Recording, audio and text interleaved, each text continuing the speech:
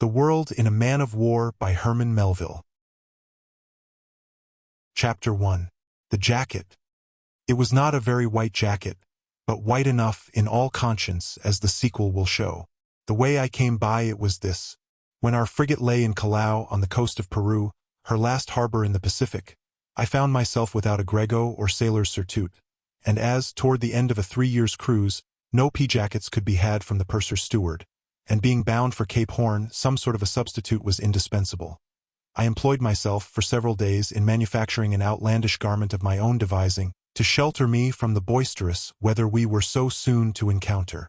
It was nothing more than a white duck frock, or rather shirt, which, laying on deck, I folded double at the bosom, and by then making a continuation of the slit there, opened it lengthwise, much as you would cut a leaf in the last new novel.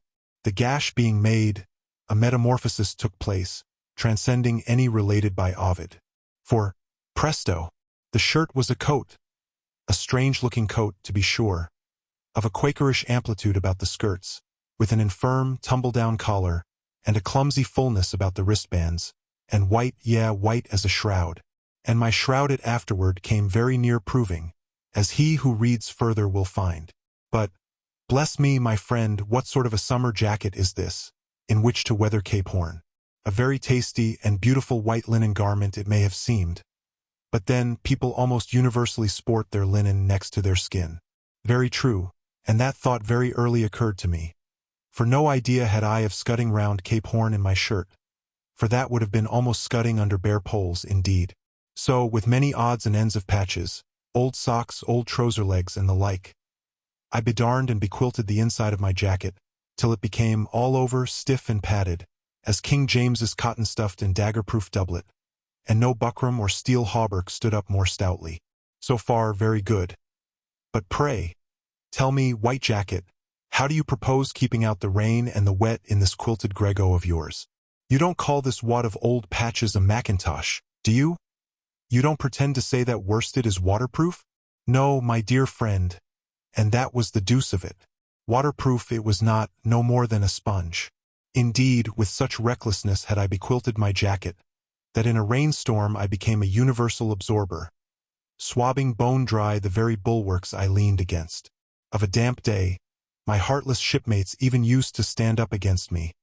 So powerful was the capillary attraction between this luckless jacket of mine and all drops of moisture. I dripped like a turkey a-roasting, and long after the rainstorms were over, and the sun showed his face, I still stalked a Scotch mist, and when it was fair weather with others, alas, it was foul weather with me. Me? Ah, me! Soaked and heavy, what a burden was that jacket to carry about, especially when I was sent up aloft, dragging myself up step by step, as if I were weighing the anchor. Small time, then, to strip and wring it out in a rain, when no hanging back or delay was permitted. No, no. Up you go, fat or lean, Lambert or Edson, never mind how much avoirdupois you might weigh.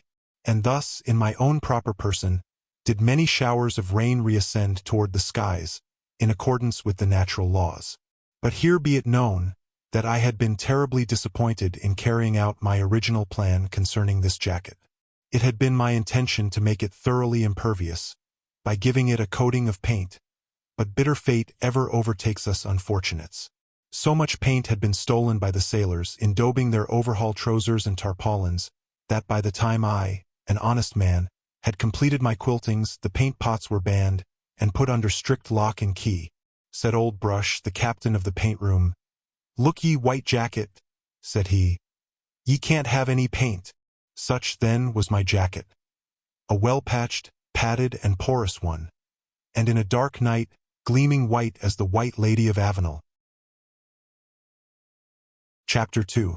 Homeward Bound. All hands up anchor. Man the capstan. High die. My lads, we're homeward bound. Homeward bound. Harmonious sound. Were you ever homeward bound? No? Quick! Take the wings of the morning, or the sails of a ship, and fly to the uttermost parts of the earth. There, tarry a year or two, and then let the gruffest of boatswains, his lungs all goose-skin, shout forth those magical words, and you'll swear the harp of Orpheus were not more enchanting. All was ready. Boats hoisted in, stun, sail gear rove, messenger passed, capstan bars in their places, accommodation ladder below, and in glorious spirits we sat down to dinner. In the wardroom, the lieutenants were passing round their oldest port and pledging their friends. In the steerage, the middies were busy raising loans to liquidate the demands of their laundress, or else, in the Navy phrase, preparing to pay their creditors with a flying foretopsail. On the poop, the captain was looking to windward, and in his grand, inaccessible cabin, the high and mighty Commodore sat silent and stately, as the statue of Jupiter in Dodona. We were all arrayed in our best and our bravest. Like strips of blue sky, lay the pure blue collars of our frocks upon our shoulders, and our pumps were so springy and playful that we danced up and down as we dined. It was on the gun deck that our dinners were spread, all along between the guns, and there, as we cross-legged sat, you would have thought 100 farmyards and meadows were nigh. Such a cackling of ducks, chickens, and ganders, such a lowing of oxen and bleating of lambkins, penned up here and there along the deck, to provide sea repasts for the officers. More rural than naval were the sounds, continually reminding each mother's son of the old paternal homestead in the green old clime, the old arching elms, the hill where we gambled, and down by the barley banks of the stream where we bathed. All hands up anchor!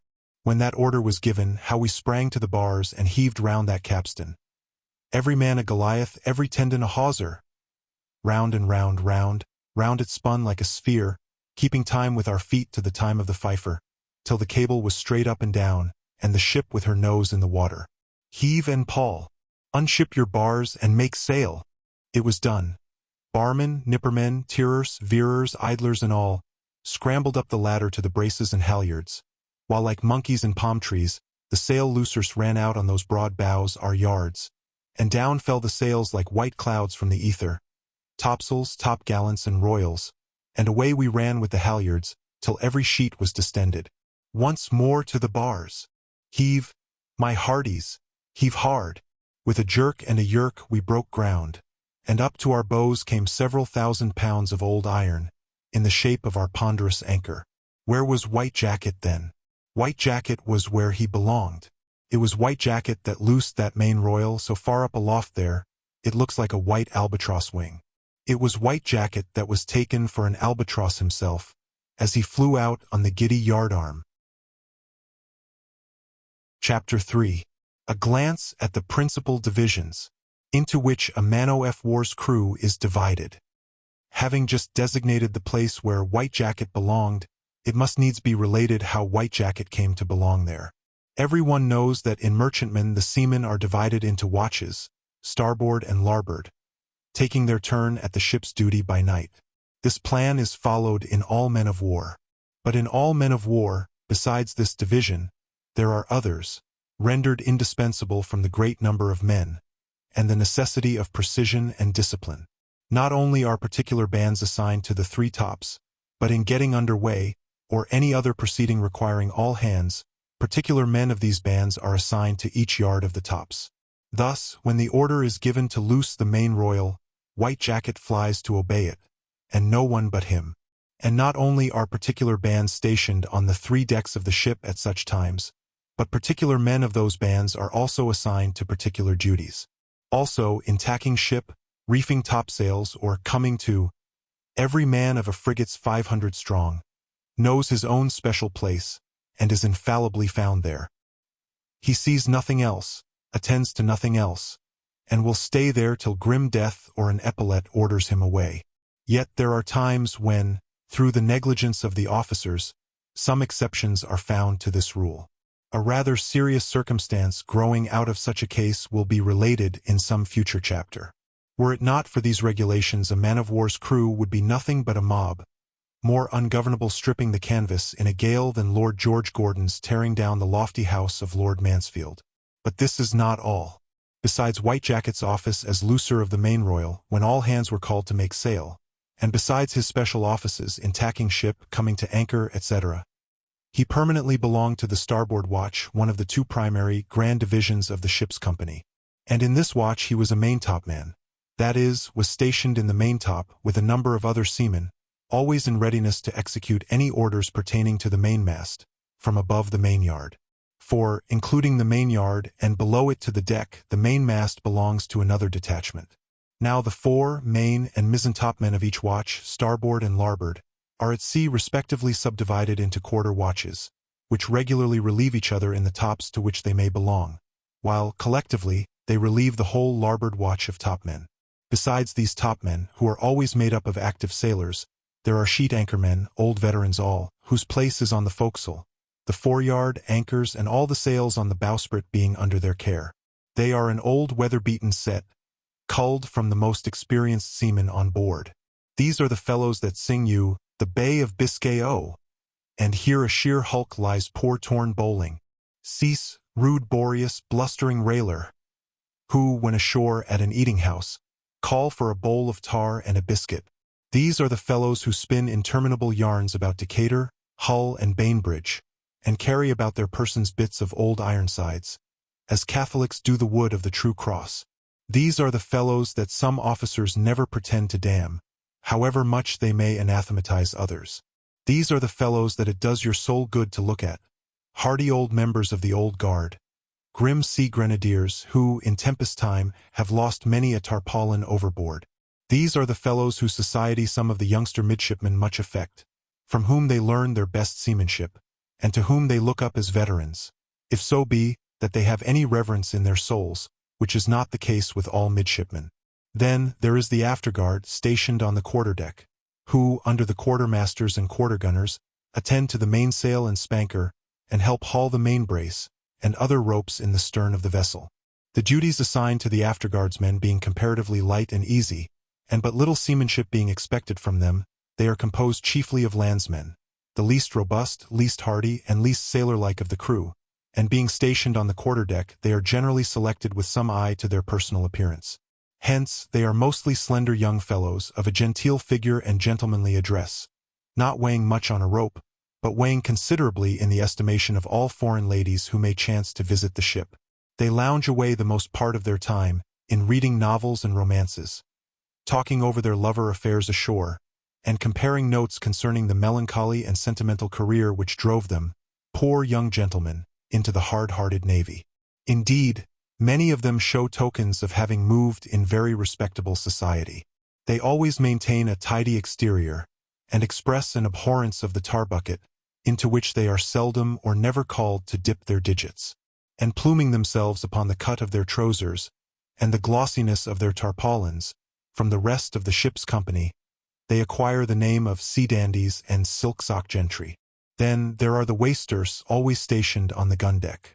These haul aft the fore and main sheets, besides being subject to ignoble duties, attending to the drainage and sewerage below hatches. These fellows are all Jimmy Duckses, sorry chaps, who never put foot in Ratlin, or venture above the bulwarks. Inveterate sons of farmers. With the hayseed yet in their hair, they are consigned to the congenial superintendence of the chicken coops, pig pens, and potato lockers. These are generally placed amidships, on the gun-deck of a frigate, between the fore and main hatches, and comprise so extensive an area that it much resembles the market-place of a small town. The melodious sounds thence issuing continually draw tears from the eyes of the waisters, reminding them of their old paternal pig pens and potato patches. They are the tagrag and bobtail of the crew, and he who is good for nothing else is good enough for a waister. 3 decks down, spar-deck, gun-deck, and berth-deck, and we come to a parcel of troglodytes or holders, who burrow, like rabbits in warrens, among the water tanks, casks, and cables. Like Cornwall miners, wash off the soot from their skins, and they are all pale as ghosts. Unless upon rare occasions, they seldom come on deck to sun themselves. They may circumnavigate the world 50 times, and they see about as much of it as Jonah did in the whale's belly. They are a lazy, lumpish, torpid set, and when going ashore after a long cruise, come out into the day like terrapins from their caves, or bears in the spring, from tree trunks. No one ever knows the names of these fellows. After a 3 years' voyage, they still remain strangers to you. In time of tempests, when all hands are called to save ship, they issue forth into the gale, like the mysterious old men of Paris during the massacre of the 3 days of September. Every one marvels who they are and whence they come. They disappear as mysteriously, and are seen no more until another general commotion. Such are the principal divisions into which a man-of-war's crew is divided. But the inferior allotments of duties are endless, and would require a German commentator to chronicle. We say nothing here of boatswain's mates, gunner's mates, carpenter's mates, sailmaker's mates, armorer's mates, master-at-arms, ship's corporals, coxswains, quartermasters, quarter-gunners, captains of the forecastle, captains of the foretop, captains of the maintop, captains of the mizentop, captains of the afterguard, captains of the mainhold, captains of the forehold, captains of the head, coopers, painters, tinkers, commodore's steward, captain's steward, wardroom steward, steerage steward, commodore's cook, captain's cook, officer's cook, cooks of the range, mess cooks, hammock boys, messenger boys, cot boys, loblolly boys, and numberless others, whose functions are fixed and peculiar. It is from this endless subdivision of duties in a man-of-war that, upon first entering one, a sailor has need of a good memory, and the more of an arithmetician he is, the better. White Jacket, for one, was a long time wrapped in calculations concerning the various numbers allotted him by the first luff, otherwise known as the first lieutenant. In the first place, White Jacket was given the number of his mess, then his ship's number or the number to which he must answer when the watch roll is called, then the number of his hammock, then the number of the gun to which he was assigned, besides a variety of other numbers, all of which would have taken Jedediah Buxton himself some time to arrange in battalions previous to adding up. All these numbers, moreover, must be well remembered, or woe betide you.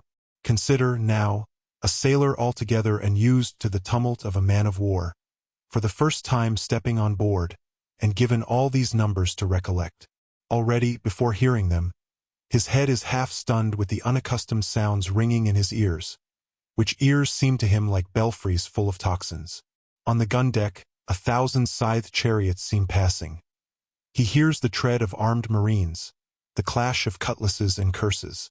The boatswain's mates whistle round him, like hawks screaming in a gale, and the strange noises under decks are like volcanic rumblings in a mountain. He dodges sudden sounds, as a raw recruit falling bombs. Well-nigh useless to him, now, all previous circumnavigations of this terraqueous globe, of no account his Arctic, Antarctic, or equinoctial experiences, his gales off Beachy Head, or his dismastings off Hatteras. He must begin anew. He knows nothing. Greek and Hebrew could not help him, for the language he must learn has neither grammar nor lexicon. Mark him, as he advances along the files of old ocean warriors. Mark his debased attitude, his deprecating gestures, his sawney stare, like a Scotchman in London.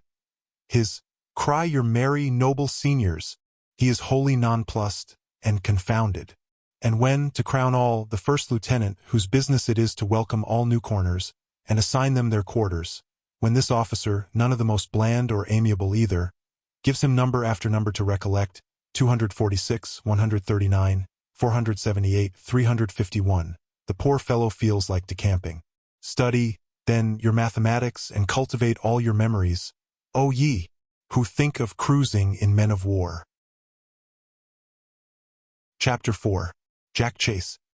The first night out of port was a clear, moonlight one, the frigate gliding through the water with all her batteries. It was my quarter watch in the top, and there I reclined on the best possible terms with my topmates. Whatever the other seamen might have been, these were a noble set of tars, and well worthy an introduction to the reader. First and foremost was Jack Chase, our noble first captain of the top. He was a Briton and a true blue, tall and well-knit, with a clear open eye, a fine broad brow, and an abounding nut-brown beard. No man ever had a better heart or a bolder. He was loved by the seamen and admired by the officers, and even when the captain spoke to him, it was with a slight air of respect. Jack was a frank and charming man. No one could be better company in forecastle or saloon. No man told such stories, sang such songs, or with greater alacrity sprang to his duty. Indeed, there was only one thing wanting about him, and that was a finger of his left hand, which finger he had lost at the great battle of Navarino. He had a high conceit of his profession as a seaman, and being deeply versed in all things pertaining to a man of war, was universally regarded as an oracle. The maintop, over which he presided, was a sort of oracle of Delphi, to which many pilgrims ascended, to have their perplexities or differences settled. There was such an abounding air of good sense and good feeling about the man, that he who could not love him would thereby pronounce himself a knave. I thanked my sweet stars that kind fortune had placed me near him, though under him in the frigate, and from the outset Jack and I were fast friends. Wherever you may be now rolling over the blue billows, dear Jack, take my best love along with you, and God bless you, wherever you go. Jack was a gentleman. What though his hand was hard, so was not his heart, too often the case with soft palms. His manners were easy and free, none of the boisterousness so common to tars, and he had a polite, courteous way of saluting you, if it were only to borrow your knife. Jack had read all the verses of Byron, and all the romances of Scott. He talked of Rob Roy, Don Juan and Pelham, Macbeth and Ulysses, but above all things was an ardent admirer of Camoens. Parts of the Lusiad he could recite in the original. Where he had obtained his wonderful accomplishments, it is not for me, his humble subordinate, to say. Enough that those accomplishments were so various, the languages he could converse in so numerous, that he more than furnished an example of that saying of Charles V, "He who speaks 5 languages is as good as 5 men." But Jack, he was better than 100 common mortals. Jack was a whole phalanx, an entire army. Jack was 1,000 strong. Jack would have done honor to the Queen of England's drawing-room.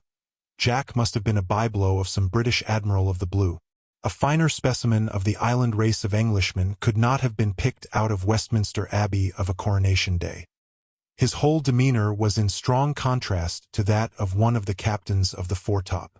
This man, though a good seaman, furnished an example of those insufferable Britons, who, while preferring other countries to their own as places of residence, still overflow with all the pompousness of national and individual vanity combined. When I was on board the Audacious, for a long time, was almost the invariable exordium to the foretop captain's most cursory remarks. It is often the custom of men-of-war's men, when they deem anything to be going on wrong aboard ship, to refer to last cruise, when of course everything was done ship-shape and Bristol fashion. And by referring to the Audacious, an expressive name by the way, the foretop captain meant a ship in the English Navy, in which he had had the honor of serving. So continual were his allusions to this craft with the amiable name, that at last the Audacious was voted a bore by his shipmates. And one hot afternoon, during a calm, when the foretop captain, like many others, was standing still and yawning on the spar-deck, Jack Chase, his own countryman, came up to him and, pointing at his open mouth, politely inquired whether that was the way they caught flies in Her Britannic Majesty's ship, the Audacious? After that, we heard no more of the craft. Now, the tops of a frigate are quite spacious and cozy. They are railed in behind so as to form a kind of balcony, very pleasant of a tropical night. From 20 to 30 loungers may agreeably recline there, cushioning themselves on old sails and jackets. We had rare times in that top. We accounted ourselves the best seamen in the ship, and from our airy perch literally looked down upon the landlopers below, sneaking about the deck among the guns. In a large degree, we nourished that feeling of esprit de corps, always pervading, more or less, the various sections of a man-of-war's crew. We maintopmen were brothers, one and all, and we loaned ourselves to each other with all the freedom in the world. Nevertheless, I had not long been a member of this fraternity of fine fellows, ere I discovered that Jack Chase, our captain, was, like all prime favorites and oracles among men, a little bit of a dictator. Not peremptorily or annoyingly so, but amusingly intent on egotistically mending our manners and improving our taste, so that we might reflect credit upon our tutor. He made us all wear our hats at a particular angle, instructed us in the tie of our neck-handkerchiefs, and protested against our wearing vulgar dungaree trousers, besides giving us lessons in seamanship, and solemnly conjuring us forever to eschew the company of any sailor we suspected of having served in a whaler. Against all whalers, indeed, he cherished the unmitigated detestation of a true man-of-war's man. Poor Tubbs can testify to that. Tubbs was in the afterguard, a long, lank vineyarder, eternally talking of line tubs, Nantucket, sperm oil, stove boats, and Japan. Nothing could silence him, and his comparisons were ever invidious. Now, with all his soul, Jack abominated this Tubbs. He said he was vulgar and upstart. Devil take him, he's been in a whaler. But like many men who have been where you haven't been, or seen what you haven't seen, Tubbs, on account of his whaling experiences, absolutely affected to look down upon Jack, even as Jack did upon him. And this it was that so enraged our noble captain. One night, with a peculiar meaning in his eye, he sent me down on deck to invite Tubbs up aloft for a chat. Flattered by so marked an honor, for we were somewhat fastidious, and did not extend such invitations to every body, Tubbs quickly mounted the rigging, looking rather abashed at finding himself in the august presence of the assembled quarter-watch of main-topmen. Jack's courteous manner, however, very soon relieved his embarrassment. But it is no use to be courteous to some men in this world. Tubbs belonged to that category. No sooner did the bumpkin feel himself at ease than he launched out, as usual, into tremendous laudations of whalemen, declaring that whalemen alone deserved the name of sailors. Jack stood it some time, but when Tubbs came down upon men of war, and particularly upon main-topmen, his sense of propriety was so outraged that he launched into Tubbs like a 42-pounder. "Why, you limb of Nantucket, you train-oil man, you sea-tallow strainer, you bobber after carrion, do you pretend to vilify a man-of-war? Why, you lean rogue, you, a man-of-war is to whalemen, as a metropolis to shire towns and sequestered hamlets. Here's the place for life and commotion. Here's the place to be gentlemanly and jolly. And what did you know, you bumpkin, before you came on board this Andrew Miller? What knew you of gun-deck or orlop, mustering round the capstan, beating to quarters and piping to dinner? Did you ever roll to grog on board your greasy ballyhoo of blazes? Did you ever winter at Mahone? Did you ever lash and carry? Why, what are even a merchant seaman's sorry yarns of voyages to China after tea-caddies, and voyages to the West Indies after sugar puncheons, and voyages to the Shetlands after sealskins? What are even these yarns, you Tubbs, you, to high life in a man-of-war? Why, you dead-eye, I have sailed with lords and marquises for captains, and the king of the two Sicilies has passed me, as I here stood up at my gun. Bah! You are full of the forepeak and the forecastle. You are only familiar with Burtons and billy-tackles. Your ambition never mounted above pig-killing, which, in my poor opinion, is the proper phrase for whaling. Topmates, has not this Tubbs here been but a misuser of good oak planks, and a vile desecrator of the thrice-holy sea, turning his ship, my hearties, into a fat kettle, and the ocean into a whale-pen? Begone, you graceless, godless knave. Pitch him over the top there, white jacket. But there was no necessity for my exertions. Poor Tubbs, astounded at these fulminations, was already rapidly descending by the rigging. This outburst on the part of my noble friend Jack made me shake all over, spite of my padded surtout, and caused me to offer up devout thanksgivings, that in no evil hour had I divulged the fact of having myself served in a whaler, for having previously marked the prevailing prejudice of men-of-war's men to that much-maligned class of mariners, I had wisely held my peace concerning stove-boats on the coast of Japan. Chapter 5. Jack Chase on a Spanish quarter-deck. Here, I must frankly tell a story about Jack, which is touching his honor and integrity, I am sure will not work against him in any charitable man's estimation. On this present cruise of the frigate Neversink, Jack had deserted, and after a certain interval had been captured.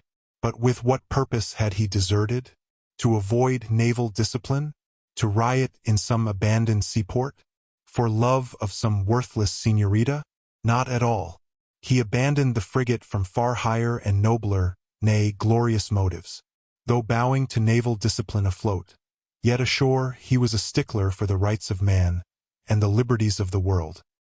He went to draw a partisan blade in the civil commotions of Peru, and befriend, heart and soul, what he deemed the cause of the right. At the time, his disappearance excited the utmost astonishment among the officers, who had little suspected him of any such conduct of deserting. "What, Jack, my great man of the maintop, gone?" cried the captain. "I'll not believe it. Jack Chase cut and run," cried a sentimental middy. "It must have been all for love, then. The señoritas have turned his head." "Jack Chase not to be found?" cried a growling old sheet-anchor man, one of your malicious prophets of past events. "I though so, I knowed it. I could have sworn it, just the chap to make sail on the sly. I always expected him. Months passed away and nothing was heard of Jack. Till at last, the frigate came to anchor on the coast, alongside of a Peruvian sloop of war. Bravely clad in the Peruvian uniform, and with a fine, mixed martial and naval step, a tall, striking figure of a long-bearded officer was descried, promenading the quarterdeck of the stranger, and superintending the salutes, which are exchanged between national vessels on these occasions. This fine officer touched his laced hat most courteously to our captain, who, after returning the compliment, stared at him, rather impolitely, through his spyglass. "By heaven!" he cried at last. "It is he can't disguise his walk. That's the beard. I'd know him in Cochin China. Man the first cutter there. Lieutenant Blink, go on board that sloop of war, and fetch me yon officer."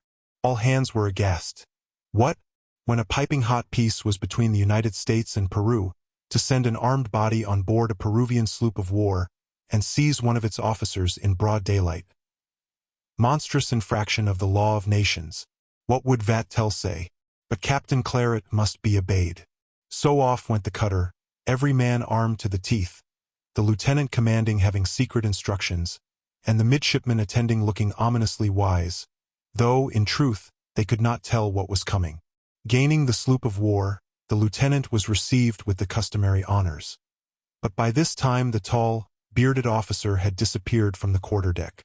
The lieutenant now inquired for the Peruvian captain, and being shown into the cabin, made known to him that on board his vessel was a person belonging to the United States ship Neversink, and his orders were to have that person delivered up instanter.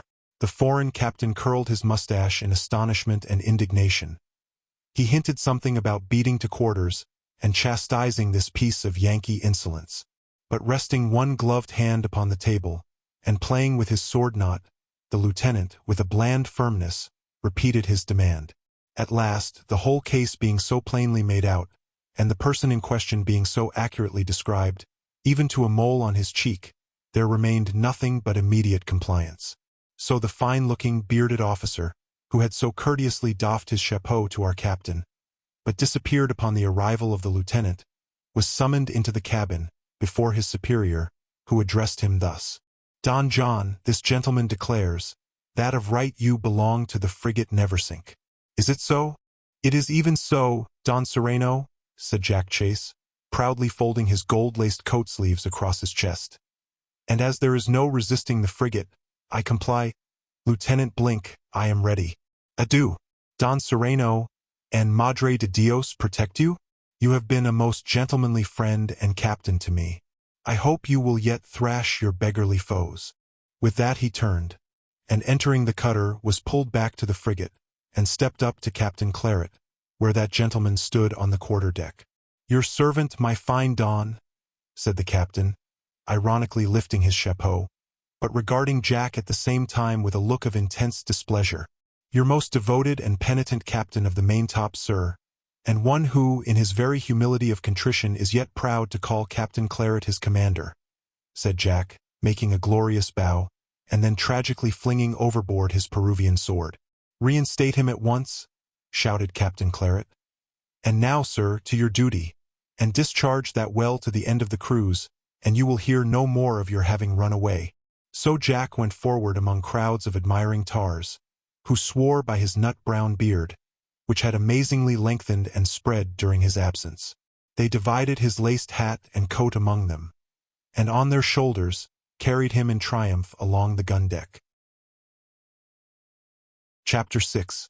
The quarterdeck officers, warrant officers, and berth-deck underlings of a man-o'-f war. Where they live in the ship, how they live, their social standing on shipboard, and what sort of gentlemen they are. Some account has been given of the various divisions into which our crew was divided, so it may be well to say something of the officers, who they are and what are their functions. Our ship, be it known, was the flagship. That is, we sported a broad pennant or bougie at the main in token that we carried a commodore, the highest rank of officers recognized in the American Navy. The bougie is not to be confounded with the long pennant or coach whip, a tapering serpentine streamer worn by all men of war. Owing to certain vague, Republican scruples about creating great officers of the Navy, America has thus far had no admirals, though, as her ships of war increase, they may become indispensable. This will assuredly be the case should she ever have occasion to employ large fleets, when she must adopt something like the English plan and introduce 3 or 4 grades of flag officers, above a commodore, admirals, vice-admirals, and rear-admirals of squadrons, distinguished by the color of their flags, red, white, and blue corresponding to the center, van, and rear. These rank respectively with generals, lieutenant generals, and major generals in the army, just as commodore takes rank with a brigadier general. So that the same prejudice which prevents the American government from creating admirals should have precluded the creation of all army officers above a brigadier. An American commodore, like an English commodore or the French chef d'escadre, is but a senior captain, temporarily commanding a small number of ships, detached for any special purpose. He has no permanent rank, recognized by government, above his captaincy. Though once employed as a commodore, usage and courtesy unite in continuing the title. Our commodore was a gallant old man, who had seen service in his time. When a lieutenant, he served in the late war with England, and in the gunboat actions on the lakes near New Orleans, just previous to the Grand Land engagements, received a musket ball in his shoulder, which, with the 2 balls in his eyes, he carries about with him to this day. Often, when I looked at the venerable old warrior, doubled up from the effect of his wound, I thought what a curious, as well as painful sensation, it must be, to have one's shoulder a lead mine. Though, sooth to say, so many of us civilized mortals convert our mouths into Golcondas. On account of this wound in his shoulder, our commodore had a body servant's pay allowed him, in addition to his regular salary. I cannot say a great deal, personally, of the commodore.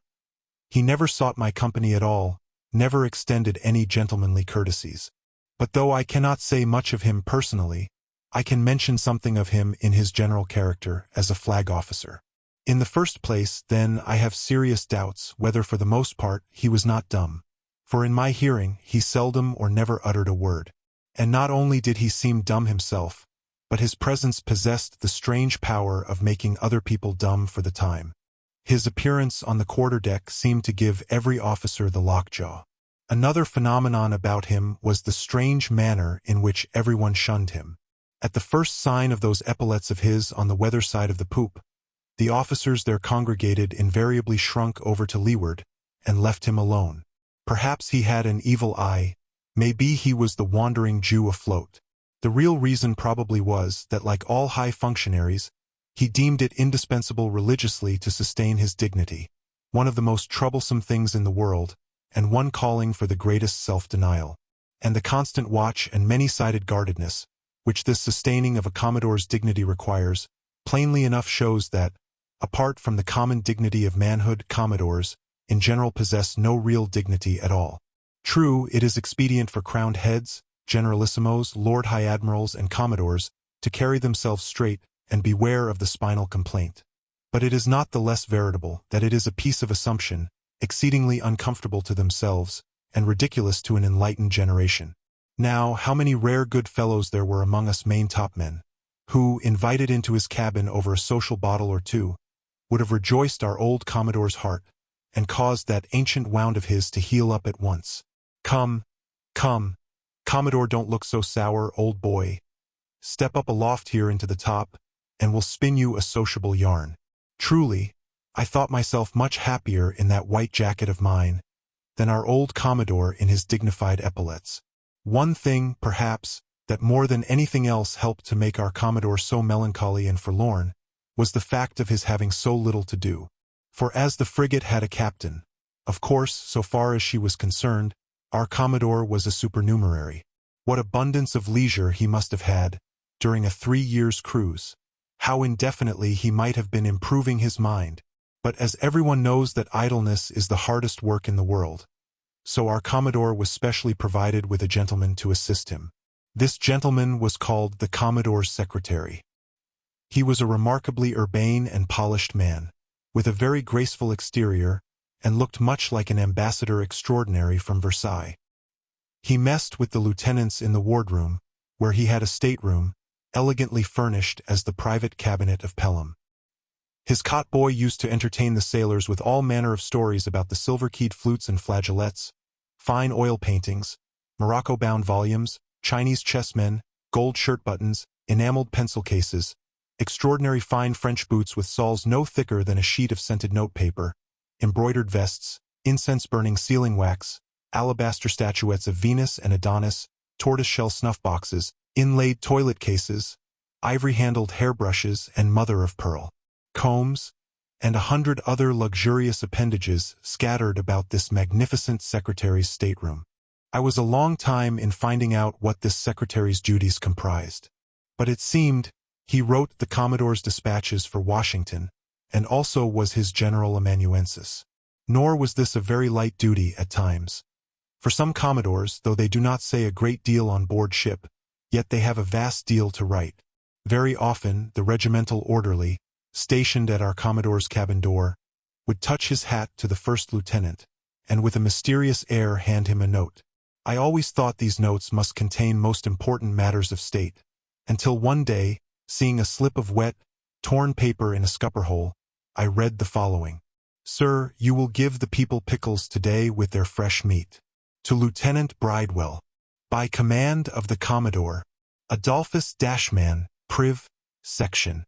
This was a new revelation, for, from his almost immutable reserve, I had supposed that the Commodore never meddled immediately with the concerns of the ship, but left all that to the captain. But the longer we live, the more we learn of Commodores. Turn we now to the second officer in rank, almost supreme, however, in the internal affairs of his ship. Captain Claret was a large, portly man, a Harry the Eighth afloat, bluff and hearty, and as kingly in his cabin as Harry on his throne. For a ship is a bit of terra firma cut off from the main. It is a state in itself, and the captain is its king. It is no limited monarchy, where the sturdy commons have a right to petition and snarl if they please, but almost a despotism like the Grand Turks. The captain's word is law. He never speaks but in the imperative mood. When he stands on his quarter-deck at sea, he absolutely commands as far as I can reach. Only the moon and stars are beyond his jurisdiction. He is lord and master of the sun. It is not 12 o'clock till he says so. For when the sailing master, whose duty it is to take the regular observation at noon, touches his hat and reports 12 o'clock to the officer of the deck, that functionary orders a midshipman to repair to the captain's cabin, and humbly inform him of the respectful suggestion of the sailing master. 12 o'clock reported, sir, says the middy. Make it so, replies the captain, and the bell is struck 8 by the messenger boy, and 12 o'clock it is. As in the case of the Commodore, when the captain visits the deck, his subordinate officers generally beat a retreat to the other side and, as a general rule, would no more think of addressing him, except concerning the ship, than a lackey would think of hailing the Tsar of Russia on his throne, and inviting him to tea. Perhaps no mortal man has more reason to feel such an intense sense of his own personal consequence, as the captain of a man-of-war at sea. Next in rank comes the first or senior lieutenant, the chief executive officer. I have no reason to love the particular gentleman who filled that post aboard our frigate, for it was he who refused my petition for as much black paint as would render waterproof that white jacket of mine. All my soakings and drenchings lie at his stateroom door. I hardly think I shall ever forgive him.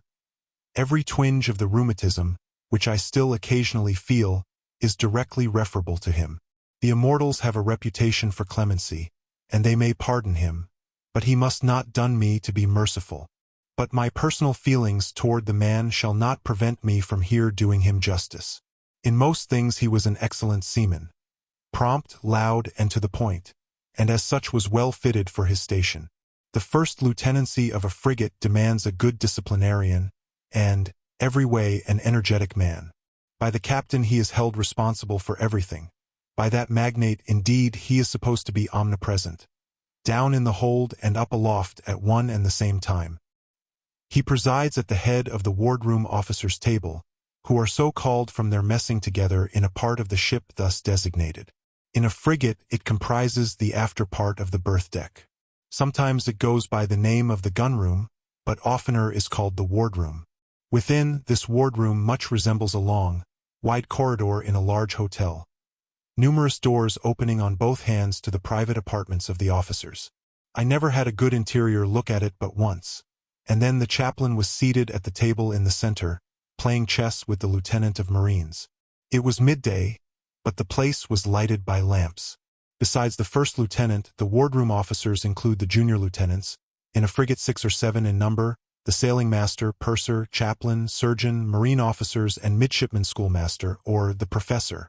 They generally form a very agreeable club of good fellows, from their diversity of character, admirably calculated to form an agreeable social whole. The lieutenants discuss sea fights and tell anecdotes of Lord Nelson and Lady Hamilton. The marine officers talk of storming fortresses and the siege of Gibraltar. The purser steadies this wild conversation by occasional allusions to the rule of 3. The professor is always charged with a scholarly reflection or an apt line from the classics, generally Ovid. The surgeon's stories of the amputation table judiciously serve to suggest the mortality of the whole party as men, while the good chaplain stands ready at all times to give them pious counsel and consolation. Of course, these gentlemen all associate on a footing of perfect social equality. Next in order come the warrant or forward officers, consisting of the boatswain, gunner, carpenter, and sailmaker. Though these worthies sport long coats and wear the anchor button, yet, in the estimation of the wardroom officers, they are not, technically speaking, rated gentlemen. The first lieutenant, chaplain, or surgeon, for example, would never dream of inviting them to dinner, in sea parlance. They come in at the hawse holes. They have hard hands, and the carpenter and sailmaker practically understand the duties which they are called upon to superintend. They mess by themselves. Invariably 4 in number, they never have need to play whist with a dummy. In this part of the category now come the reefers, otherwise middies or midshipmen.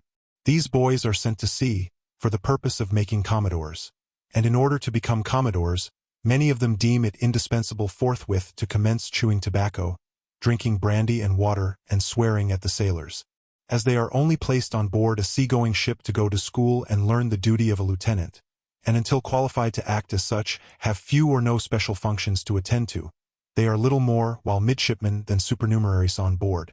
Hence, in a crowded frigate, they are so everlastingly crossing the path of both men and officers, that in the Navy it has become a proverb that a useless fellow is as much in the way as a reefer. In a gale of wind, when all hands are called and the deck swarms with men, the little middies, running about distracted and having nothing particular to do, make it up in vociferous swearing, exploding all about underfoot like torpedoes. Some of them are terrible little boys, cocking their cups at alarming angles, and looking fierce as young roosters. They are generally great consumers of Macassar oil and the balm of Columbia. They thirst and rage after whiskers, and sometimes, applying their ointments, lay themselves out in the sun to promote the fertility of their chins. As the only way to learn to command is to learn to obey, the usage of a ship of war is such that the midshipmen are constantly being ordered about by the lieutenants. Though, without having assigned them their particular destinations, they are always going somewhere and never arriving. In some things, they almost have a harder time of it than the seamen themselves. They are messengers and errand boys to their superiors. "Mr. Pert," cries an officer of the deck, hailing a young gentleman forward. Mr. Pert advances, touches his hat, and remains in an attitude of deferential suspense. "Go and tell the boatswain I want him." And with this perilous errand, the middy hurries away, looking proud as a king. The middies live by themselves in the steerage, where, nowadays, they dine off a table spread with a cloth. They have a castor at dinner. They have some other little boys, selected from the ship's company, to wait upon them. They sometimes drink coffee out of china. But for all these, their modern refinements, in some instances the affairs of their club go sadly to rack and ruin. The china is broken, the japanned coffee pot dented like a pewter mug in an alehouse. The pronged forks resemble toothpicks, for which they are sometimes used. The table knives are hacked into handsaws, and the cloth goes to the sailmaker to be patched. Indeed, they are something like collegiate freshmen and sophomores, living in the college buildings, especially so far as the noise they make in their quarters is concerned. The steerage buzzes, hums, and swarms like a hive, or like an infant school of a hot day, when the schoolmistress falls asleep with a fly on her nose. In frigates, the wardroom, the retreat of the lieutenants, immediately adjoining the steerage, is on the same deck with it. Frequently, when the middies, waking early of a morning as most youngsters do, would be kicking up their heels in their hammocks, or running about with double-reefed nightgowns, playing tag among the clews, the senior lieutenant would burst among them with a, "Young gentlemen, I am astonished. You must stop this skylarking. Mr. Pert, what are you doing at the table there, without your pantaloons? To your hammock, sir. Let me see no more of this. If you disturb the wardroom again, young gentleman, you shall hear of it. And so saying, this hoary-headed senior lieutenant would retire to his cot in his stateroom, like the father of a numerous family after getting up in his dressing gown and slippers, to quiet a daybreak tumult in his populous nursery. Having now descended from Commodore to Middy, we come lastly to a set of nondescripts, forming also a mess by themselves apart from the seamen. Into this mess, the usage of a man-of-war thrusts various subordinates, including the master-at-arms, purser's steward, ship's corporals, marine sergeants, and ship's yeomen, forming the first aristocracy above the sailors. The master-at-arms is a sort of high constable and schoolmaster, wearing citizen's clothes, and known by his official rattan. He it is whom all sailors hate. His is the universal duty of a universal informer and hunter-up of delinquents. On the berth deck he reigns supreme, spying out all grease spots made by the various cooks of the seamen's messes, and driving the laggards up the hatches, when all hands are called. It is indispensable that he should be a very viddock in vigilance. But as it is a heartless, so is it a thankless office. Of dark nights, most masters of arms keep themselves in readiness to dodge 42-pound balls, dropped down the hatchways near them. The ship's corporals are this worthy's deputies and ushers. The marine sergeants are generally tall fellows with unyielding spines and stiff upper lips, and very exclusive in their tastes and predilections. The ship's yeoman is a gentleman who has a sort of counting-room in a tar-cellar down in the forehold. More will be said of him anon. Except the officers above enumerated, there are none who mess apart from the seamen.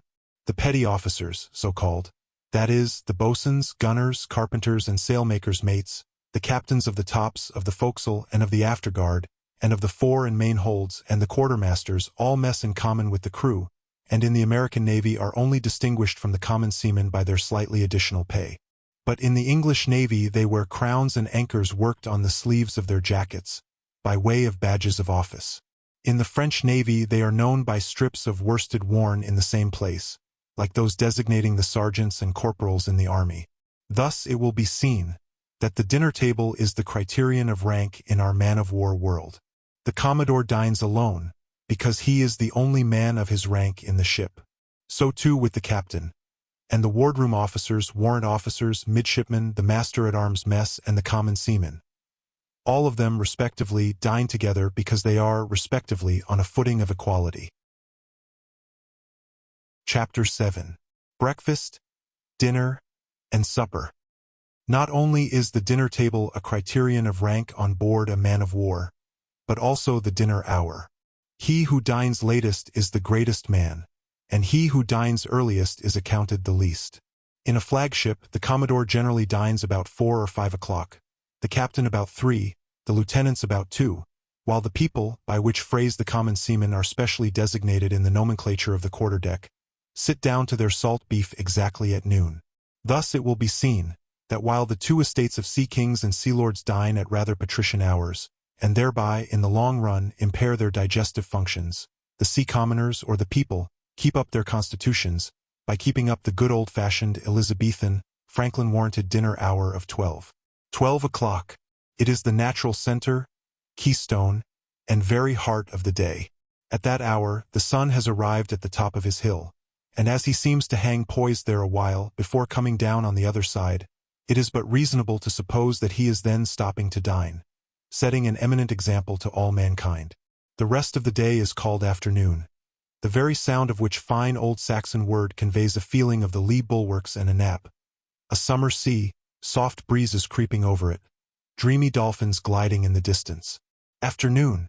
The word implies that it is an afterpiece, coming after the grand drama of the day.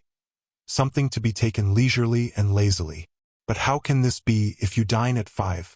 For, after all, though Paradise Lost be a noble poem, and we men-of-war's men, no doubt, largely partake in the immortality of the immortals, yet, let us candidly confess it, shipmates, that, upon the whole, our dinners are the most momentous attains of these lives we lead beneath the moon.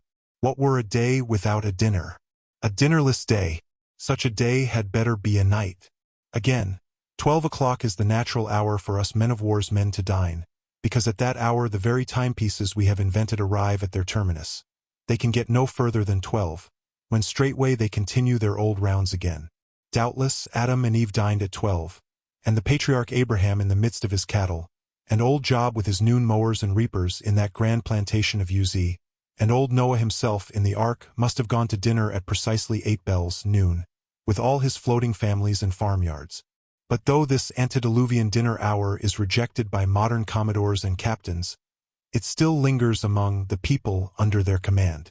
Many sensible things banished from high life find an asylum among the mob. Some commodores are very particular in seeing to it that no man on board the ship dare to dine after his, the commodore's, own dessert is cleared away, not even the captain. It is said, on good authority, that a captain once ventured to dine at 5, when the commodore's hour was 4. Next day, as the story goes, that captain received a private note, and in consequence of that note, dined for the future at 3:30. Though in respect of the dinner hour on board a man of war, the people have no reason to complain, yet they have just cause, almost for mutiny, in the outrageous hours assigned for their breakfast and supper. 8 o'clock for breakfast, 12 for dinner, 4 for supper, and no meals but these. No lunches and no cold snacks. Owing to this arrangement, and partly to one watch going to their meals before the other at sea, all the meals of the 24 hours are crowded into a space of less than 8. 16 mortal hours elapse between supper and breakfast, including, to one watch, 8 hours on deck. This is barbarous. Any physician will tell you so. Think of it. Before the Commodore has dined, you have supped. And in high latitudes, in summertime, you have taken your last meal for the day, and 5 hours or more daylight to spare. Mr. Secretary of the Navy, in the name of the people, you should interpose in this matter. Many a time have I, a maintopman, found myself actually faint of a tempestuous morning watch, when all my energies were demanded, owing to this miserable, unphilosophical mode of allotting the government meals at sea. We beg you, Mr. Secretary, not to be swayed in this matter by the Honorable Board of Commodores, who will no doubt tell you that 8, 12, and 4 are the proper hours for the people to take their meals, inasmuch as at these hours the watches are relieved. For, though this arrangement makes a neater and cleaner thing of it for the officers, and looks very nice and superfine on paper, yet it is plainly detrimental to health, and in time of war is attended with still more serious consequences to the whole nation at large. If the necessary researches were made, it would perhaps be found that in those instances where men of war adopting the above-mentioned hours for meals have encountered an enemy at night, they have pretty generally been beaten. That is, in those cases where the enemy's meal times were reasonable, which is only to be accounted for by the fact that the people of the beaten vessels were fighting on an empty stomach instead of a full one. Chapter 8. Selvagee contrasted with Madjack. Having glanced at the grand divisions of a man of war, let us now descend to specialties, and particularly to 2 of the junior lieutenants, lords and noblemen, members of that house of peers, the gun-room. There were several young lieutenants on board, but from these 2, representing the extremes of character to be found in their department, the nature of the other officers of their grade in the Neversink must be derived. One of these 2 quarterdeck lords went among the sailors by a name of their own devising, Selvagee. Of course, it was intended to be characteristic, and even so it was. In frigates and all large ships of war, when getting under way, a large rope, called a messenger, used to carry the strain of the cable to the capstan, so that the anchor may be weighed without the muddy, ponderous cable itself going round the capstan. As the cable enters the hawse-hole, therefore, something must be constantly used to keep this traveling chain attached to this traveling messenger, something that may be rapidly wound round both, so as to bind them together. The article used is called a selvagee, and what could be better adapted to the purpose? It is a slender, tapering, unstranded piece of rope prepared with much solicitude, peculiarly flexible, and wreaths and serpentines round the cable and messenger like an elegantly modeled garter snake round the twisted stalks of a vine. Indeed, Selvagee is the exact type and symbol of a tall, genteel, limber, spiralizing exquisite. So much for the derivation of the name which the sailors applied to the lieutenant. From what sea alcove, from what mermaid's milliner's shop, hast thou emerged, Selvagee, with that dainty waist and languid cheek? What heartless stepdame drove thee forth, to waste thy fragrance on the salt sea air. Was it you, Selvagee, that, outward bound, off Cape Horn, looked at Hermit Island through an opera glass? Was it you, who thought of proposing to the captain that, when the sails were furled in a gale, a few drops of lavender should be dropped in their bunts, so that when the canvas was set again, your nostrils might not be offended by its musty smell?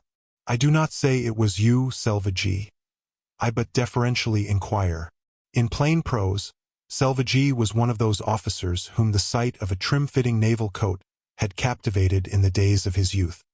He fancied that if a sea officer dressed well and conversed genteelly, he would abundantly uphold the honor of his flag and immortalize the tailor that made him.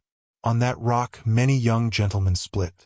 For upon a frigate's quarterdeck it is not enough to sport a coat fashioned by a Stultz. It is not enough to be well braced with straps and suspenders.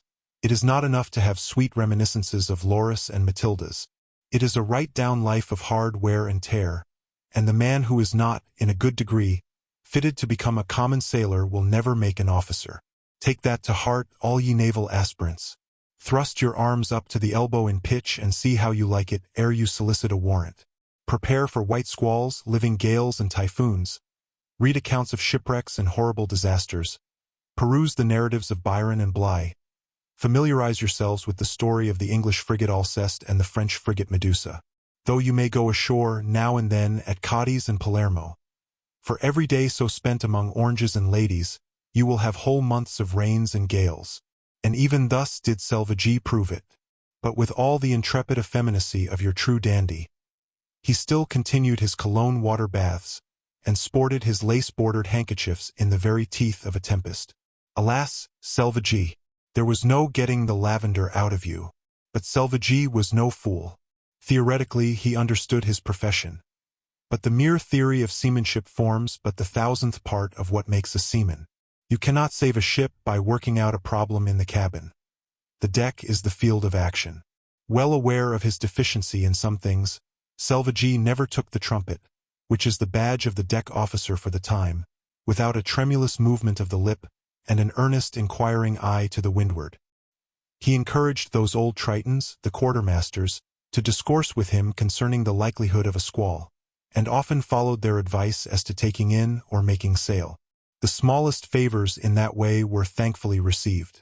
Sometimes, when all the north looked unusually lowering by many conversational blandishments, he would endeavor to prolong his predecessor's stay on deck, after that officer's watch had expired. But in fine, steady weather, when the captain would emerge from his cabin, Selvagee might be seen, pacing the poop with long, bold, indefatigable strides, and casting his eye up aloft with the most ostentatious fidelity.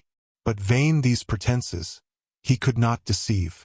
Selvagee, you know very well that if it comes on to blow pretty hard, the first lieutenant will be sure to interfere with his paternal authority. Every man and every boy in the frigate knows, Selvagee, that you are no Neptune. How unenviable his situation! His brother officers do not insult him, to be sure, but sometimes their looks are as daggers. The sailors do not laugh at him outright, but of dark nights they jeer, when they hearken to that mantua-maker's voice ordering a strong pull at the main brace, or hands by the halyards. Sometimes, by way of being terrific, and making the men jump, Selvagee raps out an oath. But the soft bomb stuffed with confectioner's kisses seems to burst like a crushed rosebud diffusing its odors. Selvagee, Selvagee, take a maintopman's advice, and this cruise over, never more tempt the sea. With this gentleman of cravats and curling irons, how strongly contrasts the man who was born in a gale. For in some time of tempest, off Cape Horn or Hatteras, Mad Jack must have entered the world. Such things have been. Not with a silver spoon, but with a speaking trumpet in his mouth, wrapped up in a call as in a mainsail, for a charmed life against shipwrecks he bears, and crying, Luff, luff you may, steady, port, world ho, here I am. Mad Jack is in his saddle on the sea. That is his home. He would not care much if another flood came and overflowed the dry land. For what would it do but float his good ship higher and higher and carry his proud nation's flag round the globe, over the very capitals of all hostile states? Then would masts surmount spires, and all mankind, like the Chinese boatmen in Canton River, live in flotillas and fleets, and find their food in the sea. Mad Jack was expressly created and labeled for a tar. 5 feet 9 is his mark in his socks, and not weighing over 11 stone before dinner. Like so many ship's shrouds, his muscles and tendons are all set true, trim, and taut. He is braced up fore and aft, like a ship on the wind. His broad chest is a bulkhead that dams off the gale, and his nose is an aquiline that divides it in two like a keel. His loud, lusty lungs are 2 belfries, full of all manner of chimes, but you only hear his deepest bray in the height of some tempest, like the great bell of St. Paul's, which only sounds when the king or the devil is dead. Look at him there, where he stands on the poop, 1 foot on the rail and 1 hand on a shroud, his head thrown back, and his trumpet like an elephant's trunk thrown up in the air. Is he going to shoot dead with sounds those fellows on the main topsail yard?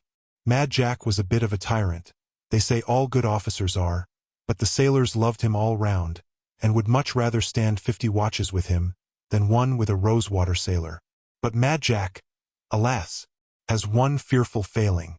He drinks, and so do we all. But Mad Jack, he only drinks brandy. The vice was inveterate. Surely, like Ferdinand Count Fathom, he must have been suckled at a puncheon. Very often this bad habit got him into very serious scrapes. Twice was he put off duty by the Commodore, and once he came near being broken for his frolics. So far as his efficiency as a sea officer was concerned, on shore at least, Jack might bouse away as much as he pleased.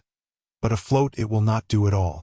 Now, if he only followed the wise example set by those ships of the desert, the camels, and while in port drank for the thirst past, the thirst present, and the thirst to come, so that he might cross the ocean sober, Mad Jack would get along pretty well. Still better, if he would but eschew brandy altogether, and only drink of the limpid white wine of the rills and the brooks.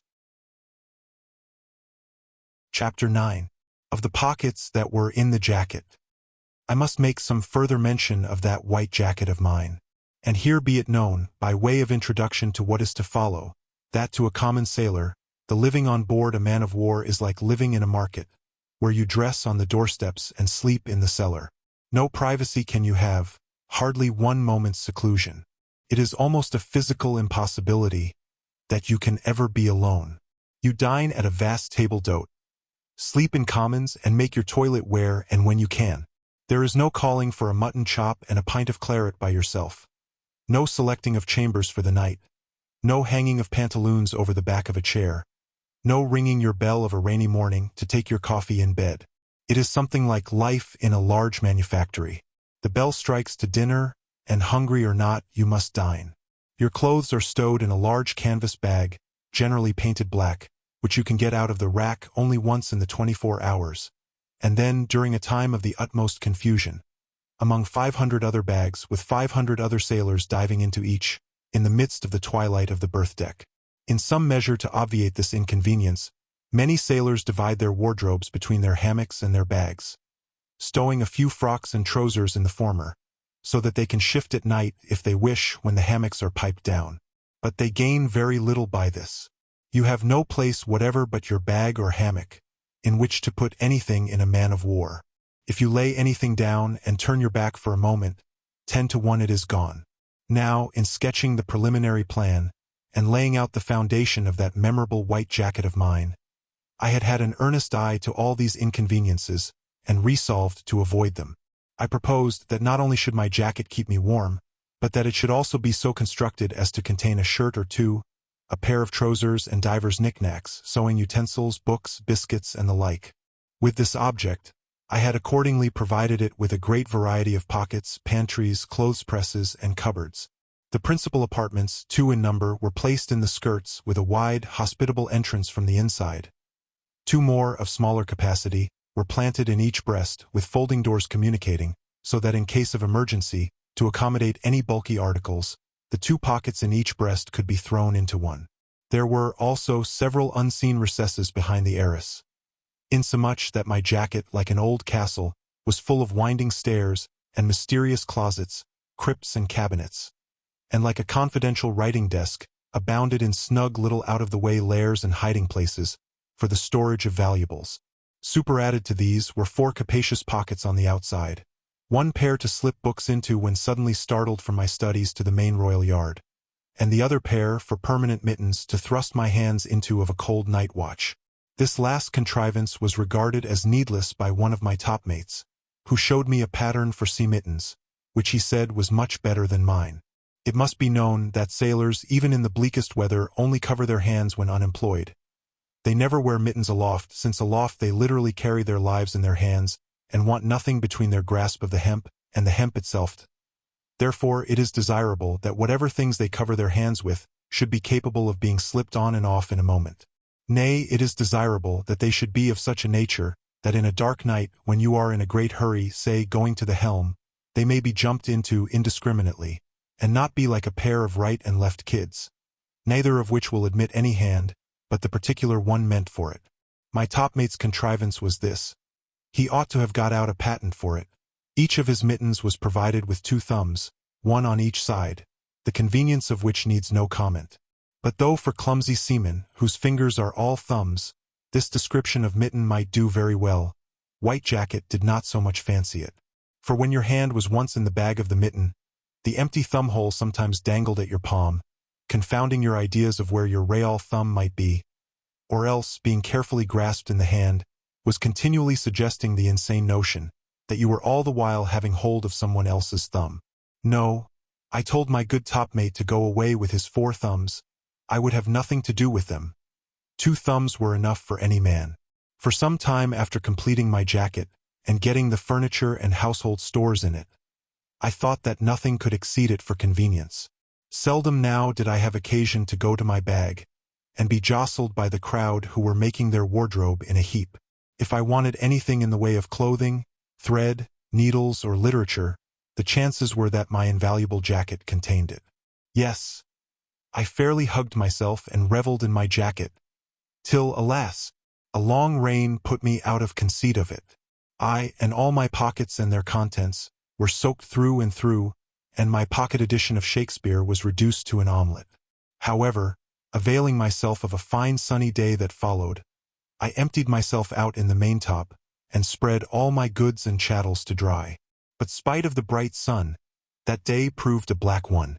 The scoundrels on deck detected me in the act of discharging my saturated cargo. They now knew that the White Jacket was used for a storehouse.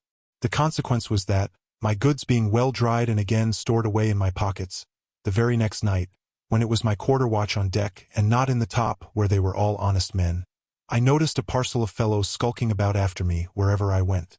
To a man, they were pickpockets, and bent upon pillaging me. In vain I kept clapping my pocket like a nervous old gentleman in a crowd. That same night I found myself minus several valuable articles. So, in the end, I massoned up my lockers and pantries, and save the 2 used for mittens, the White Jacket ever after was pocketless. Chapter 10. From Pockets to Pickpockets. As the latter part of the preceding chapter may seem strange to those landsmen who have been habituated to indulge in high-raised, romantic notions of the man-of-war's man's character, it may not be amiss to set down here certain facts on this head, which may serve to place the thing in its true light. From the wild life they lead, and various other causes needless to mention, sailors, as a class, entertain the most liberal notions concerning morality and the Decalogue. Or rather, they take their own views of such matters, caring little for the theological or ethical definitions of others concerning what may be criminal or wrong. Their ideas are much swayed by circumstances. They will covertly abstract a thing from one whom they dislike, and insist upon it that, in such a case, stealing is not robbing. Or, where the theft involves something funny, as in the case of the White Jacket, they only steal for the sake of the joke. But this much is to be observed nevertheless, i.e., that they never spoil the joke by returning the stolen article. It is a good joke, for instance, and one often perpetrated on board ship, to stand talking to a man in a dark night watch, and all the while be cutting the buttons from his coat. But once off, those buttons never grow on again. There is no spontaneous vegetation in buttons. Perhaps it is a thing unavoidable, but the truth is that, among the crew of a man-of-war, scores of desperadoes are too often found, who stop not at the largest enormities.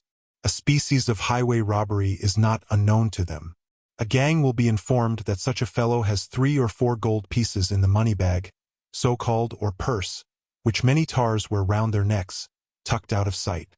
Upon this they deliberately lay their plans, and in due time proceed to carry them into execution.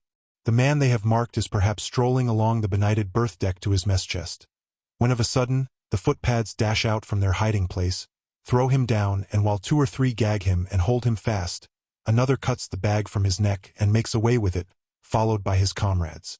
This was more than once done in the Neversink.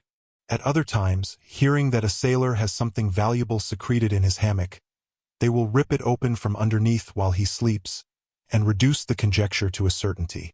To enumerate all the minor pilferings on board a man-of-war would be endless.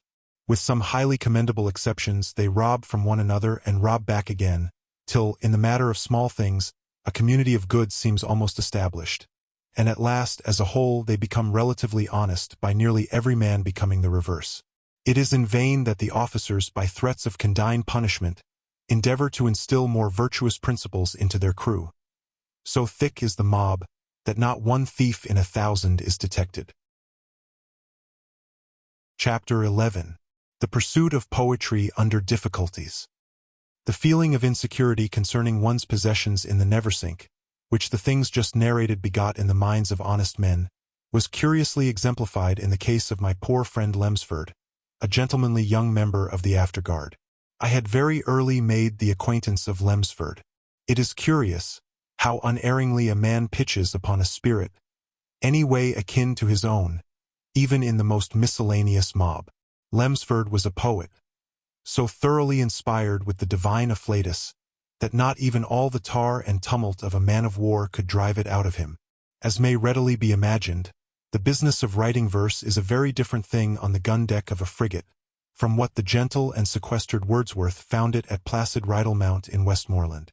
In a frigate you cannot sit down and meander off your sonnets, when the full heart prompts, but only when more important duties permit, such as bracing round the yards or reefing topsails fore and aft. Nevertheless, every fragment of time at his command was religiously devoted by Lemsford to the 9. At the most unseasonable hours, you would behold him seated apart in some corner among the guns, a shot-box before him, pen in hand, and eyes in a fine frenzy rolling. "What's that air-borne Nat Ral about? He's got a fit, hain't he?" were exclamations often made by the less learned of his shipmates. Some deemed him a conjurer, others a lunatic, and the knowing ones said that he must be a crazy Methodist. But well knowing by experience the truth of the saying, that poetry is its own exceeding great reward, Lemsford wrote on, dashing off whole epics, sonnets, ballads, and acrostics, with a facility which, under the circumstances, amazed me. Often he read over his effusions to me, and well worth the hearing they were. He had wit, imagination, feeling, and humor in abundance, and out of the very ridicule with which some persons regarded him, he made rare metrical sport, which we two together enjoyed by ourselves, or shared with certain select friends. Still, the taunts and jeers so often leveled at my friend the poet would now and then rouse him into rage, and at such times the haughty scorn he would hurl on his foes was proof positive of his possession of that one attribute, irritability, almost universally ascribed to the votaries of Parnassus and the 9. My noble captain, Jack Chase, rather patronized Lemsford, and he would stoutly take his part against scores of adversaries. Frequently, inviting him up aloft into his top, he would beg him to recite some of his verses, to which he would pay the most heedful attention, like Maecenas listening to Virgil with a book of Aeneid in his hand. Taking the liberty of a well-wisher, he would sometimes gently criticize the piece, suggesting a few immaterial alterations. And upon my word, noble Jack, with his native-born good sense, taste, and humanity, was not ill-qualified to play the true part of a quarterly review, which is to give quarter at last, however severe the critique. Now Lemsford's great care, anxiety, and endless source of tribulation was the preservation of his manuscripts. He had a little box, about the size of a small dressing case, and secured with a lock, in which he kept his papers and stationery. This box, of course, he could not keep in his bag or hammock, for, in either case, he would only be able to get at it once in the 24 hours. It was necessary to have it accessible at all times. So when not using it, he was obliged to hide it out of sight where he could. And of all places in the world, a ship of war, above her hold, least abounds in secret nooks.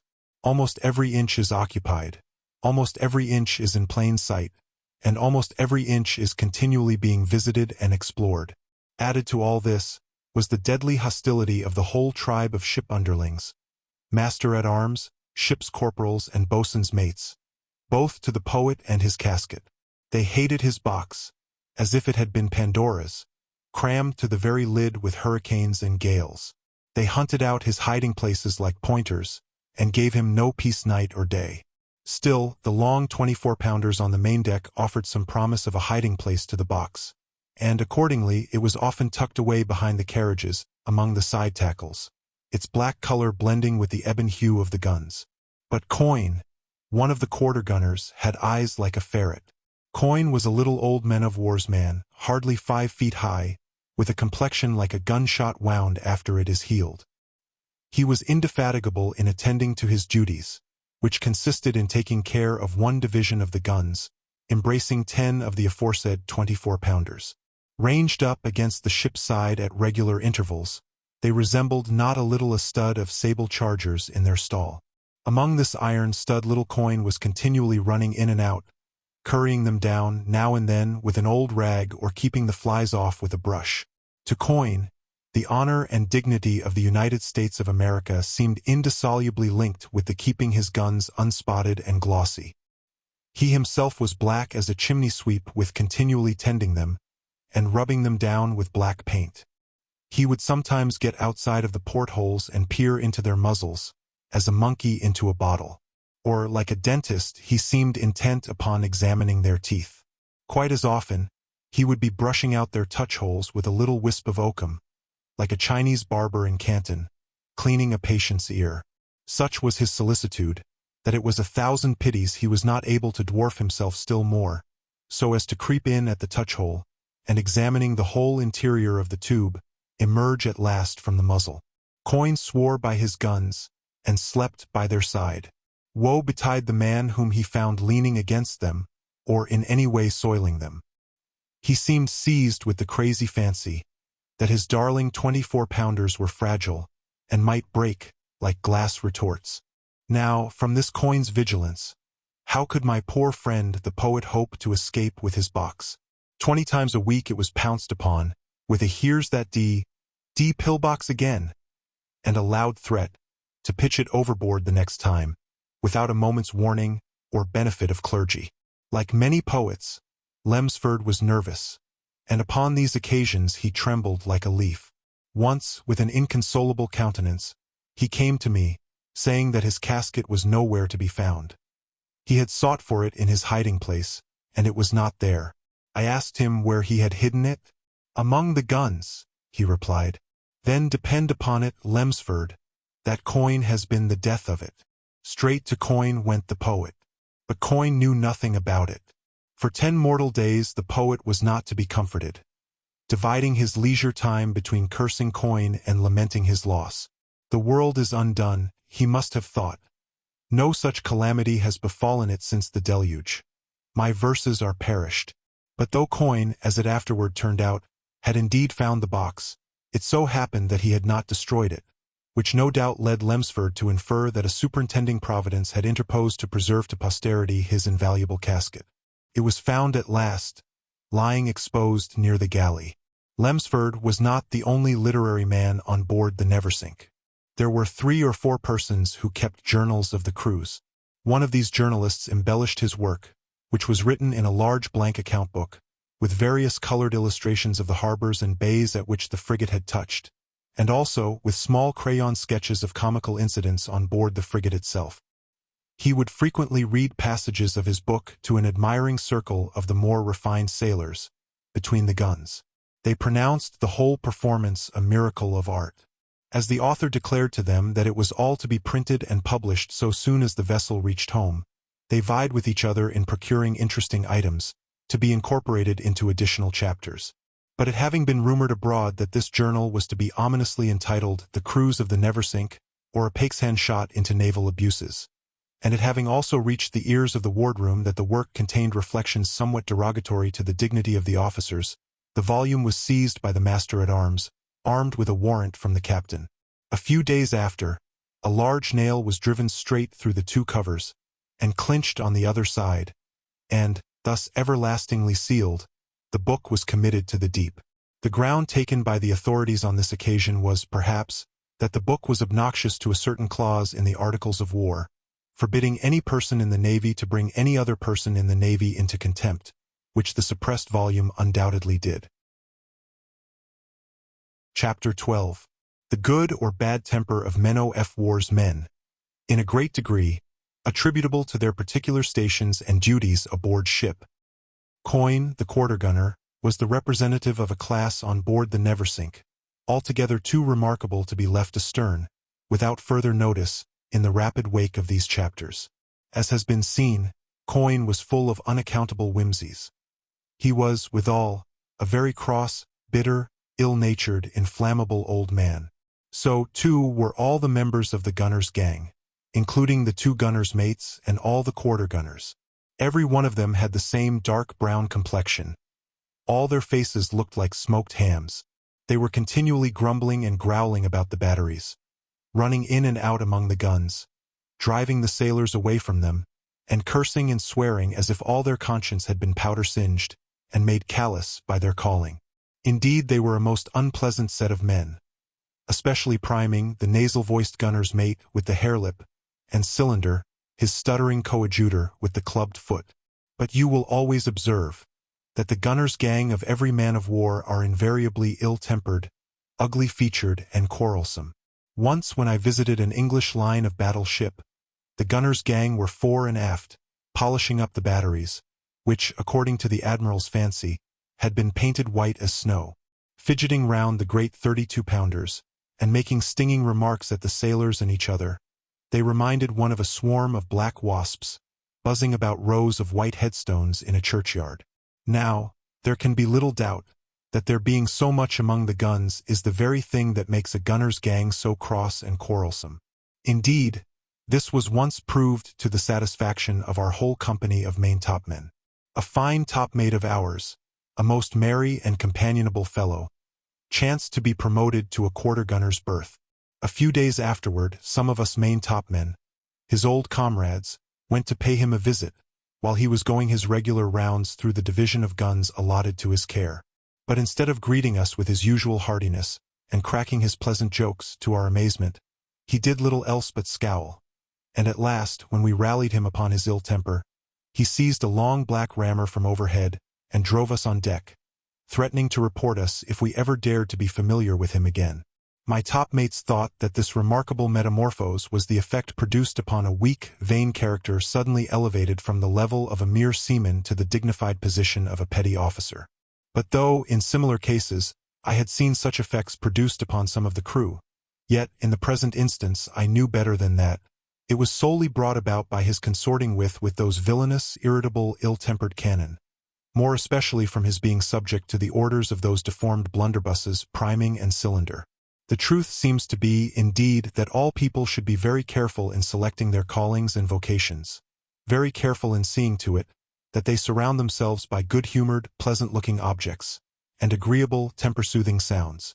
Many an angelic disposition has had its even edge turned, and hacked like a saw, and many a sweet draught of piety has soured on the heart from people's choosing ill-natured employments, and omitting to gather round them good-natured landscapes. Gardeners are almost always pleasant, affable people to converse with, but beware of quarter-gunners, keepers of arsenals, and lonely lighthouse men. It would be advisable for any man, who from an unlucky choice of a profession, which it is too late to change for another, should find his temper souring, to endeavor to counteract that misfortune, by filling his private chamber with amiable, pleasurable sights and sounds. In summer time, an Aeolian harp can be placed in your window at a very trifling expense. A conch shell might stand on your mantel, to be taken up and held to the ear, that you may be soothed by its continual lulling sound, when you feel the blue fits stealing over you. For sights, a gay-painted punch bowl or Dutch tankard, never mind about filling it, might be recommended. It should be placed on a bracket in the pier. Nor is an old-fashioned silver ladle, nor a chaste dinner castor, nor a fine portly demijohn, nor anything, indeed, that savors of eating and drinking, bad to drive off the spleen. But perhaps the best of all is a shelf of merrily bound books, containing comedies, farces, songs, and humorous novels. You need never open them, only have the titles in plain sight. For this purpose, Peregrine Pickle is a good book. So is Gil Blas. So is Goldsmith. But of all chamber furniture in the world, best calculated to cure a had temper, and breed a pleasant one, is the sight of a lovely wife. If you have children, however, that are teething, the nursery should be a good way upstairs. At sea, it ought to be in the mizentop. Indeed, teething children play the very deuce with a husband's temper.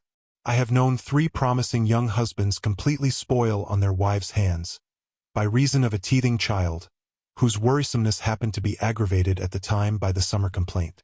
With a breaking heart, and my handkerchief to my eyes, I followed those 3 hapless young husbands, one after the other, to their premature graves. Gossiping scenes breed gossips. Who so chatty as hotel clerks, market women, auctioneers, barkeepers, apothecaries, newspaper reporters, monthly nurses, and all those who live in bustling crowds, or are present at scenes of chatty interest. Solitude breeds taciturnity. That every body knows. Who so taciturn as authors, taken as a race? A forced, interior quietude, in the midst of great outward commotion, breeds moody people. Who so moody as railroad brakemen, steamboat engineers, helmsmen, and tenders of power looms in cotton factories. For all these must hold their peace while employed, and let the machinery do the chatting. They cannot even edge in a single syllable. Now, this theory about the wondrous influence of habitual sights and sounds upon the human temper was suggested by my experiences on board our frigate. And although I regard the example furnished by our quarter-gunners, especially him who had once been our topmate, as by far the strongest argument in favor of the general theory, yet the entire ship abounded with illustrations of its truth, who were more liberal-hearted, lofty-minded, gayer, more jocund, elastic, adventurous, given to fun and frolic, than the top men of the fore, main, and mizzen masts. The reason of their liberal-heartedness was that they were daily called upon to expatiate themselves all over the rigging. The reason of their lofty-mindedness was that they were high-lifted above the petty tumults, carping cares, and paltrinesses of the decks below. And I feel persuaded in my inmost soul that it is to the fact of my having been a main-topman, and especially my particular post being on the loftiest yard of the frigate, the main royal yard, that I am now enabled to give such a free, broad, offhand, bird's-eye, and more than all impartial account of our man-of-war world, withholding nothing, inventing nothing, nor flattering nor scandalizing any, but meting out to all, Commodore and messenger boy alike, their precise descriptions and deserts. The reason of the mirthfulness of these topmen was that they always looked out upon the blue, boundless, dimpled, laughing, sunny sea. Nor do I hold that it militates against this theory, that of a stormy day, when the face of the ocean was black and overcast, that some of them would grow moody and chose to sit apart. On the contrary, it only proves the thing which I maintain. For even on shore, there are many people naturally gay and light-hearted, who, whenever the autumnal wind begins to bluster round the corners, and roar along the chimney-stacks, straight becomes cross, petulant, and irritable. What is more mellow than fine old ale? Yet thunder will sour the best nut-brown ever brewed. The holders of our frigate, the troglodytes, who lived down in the tarry cellars and caves below the berth-deck, were, nearly all of them, men of gloomy dispositions, taking sour views of things. One of them was a blue-light Calvinist. Whereas the old sheet-anchor men, who spent their time in the bracing sea air and broadcast sunshine of the forecastle, were free, generous-hearted, charitable, and full of goodwill to all hands, though some of them, to tell the truth, proved sad exceptions. But exceptions only prove the rule. The steady cooks on the berth-deck, the steady sweepers, and steady spit-box musters, in all divisions of the frigate, fore and aft, were a narrow-minded set, with contracted souls, imputable, no doubt, to their groveling duties.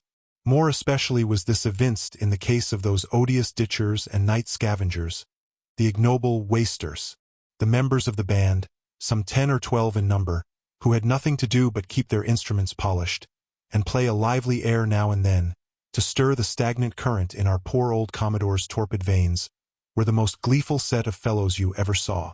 They were Portuguese who had been shipped at the Cape de Verde Islands, on the passage out.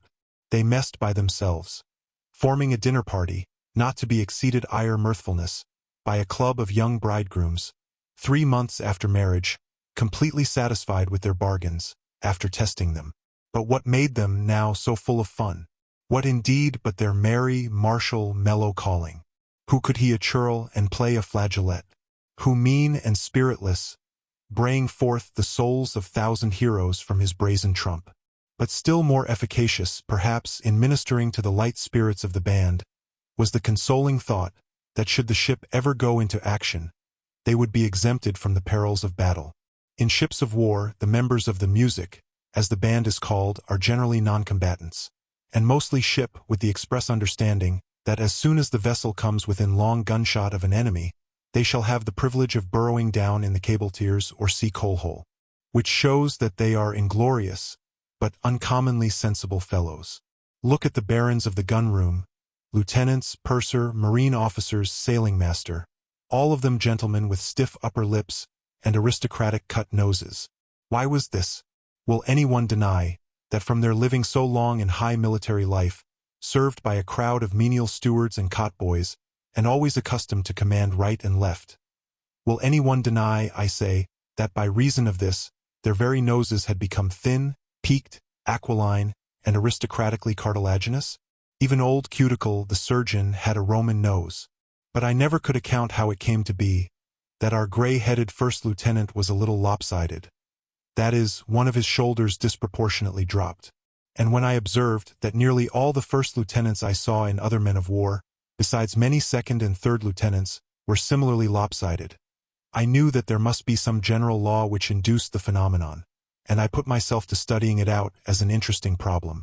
At last, I came to the conclusion, to which I still adhere, that their so long wearing only one epaulet, for to only one does their rank entitle them, was the infallible clue to this mystery. And when anyone reflects upon so well-known a fact, that many sea lieutenants grow decrepit from age, without attaining a captaincy and wearing 2 epaulets, which would strike the balance between their shoulders, the above reason assigned will not appear unwarrantable. Chapter 13. A man-o'-war hermit in a mob. The allusion to the poet Lemsford in a previous chapter leads me to speak of our mutual friends, Nord and Williams, who, with Lemsford himself, Jack Chase, and my comrades of the maintop, comprised almost the only persons with whom I unreservedly consorted while on board the frigate. For I had not been long on board ere I found that it would not do to be intimate with everybody. An indiscriminate intimacy with all hands leads to sundry annoyances and scrapes, too often ending with a dozen at the gangway. Though I was above a year in the frigate, there were scores of men who to the last remained perfect strangers to me, whose very names I did not know, and whom I would hardly be able to recognize now should I happen to meet them in the streets. In the dog watches at sea during the early part of the evening, the main deck is generally filled with crowds of pedestrians, promenading up and down past the guns, like people taking the air in Broadway. At such times, it is curious to see the men nodding to each other's recognitions. They might not have seen each other for a week, exchanging a pleasant word with a friend, making a hurried appointment to meet him somewhere aloft on the morrow, or passing group after group without deigning the slightest salutation. Indeed, I was not at all singular in having but comparatively few acquaintances on board, though certainly carrying my fastidiousness to an unusual extent. My friend Nord was a somewhat remarkable character, and if mystery includes romance, he certainly was a very romantic one. Before seeking an introduction to him through Lemsford, I had often marked his tall, spare, upright figure stalking like Don Quixote among the pygmies of the afterguard, to which he belonged. At first I found him exceedingly reserved and taciturn. His saturnine brow wore a scowl. He was almost repelling in his demeanor. In a word, he seemed desirous of hinting that his list of man-of-war friends was already made up, complete and full, and there was no room for more. But observing that the only man he ever consorted with was Lemsford, I had too much magnanimity, by going off in a pique at his coldness, to let him lose forever the chance of making so capital an acquaintance as myself. Besides, I saw it in his eye that the man had been a reader of good books. I would have staked my life on it, that he seized the right meaning of Montaigne. I saw that he was an earnest thinker. I more than suspected that he had been bolted in the mill of adversity. For all these things my heart yearned toward him. I determined to know him. At last I succeeded.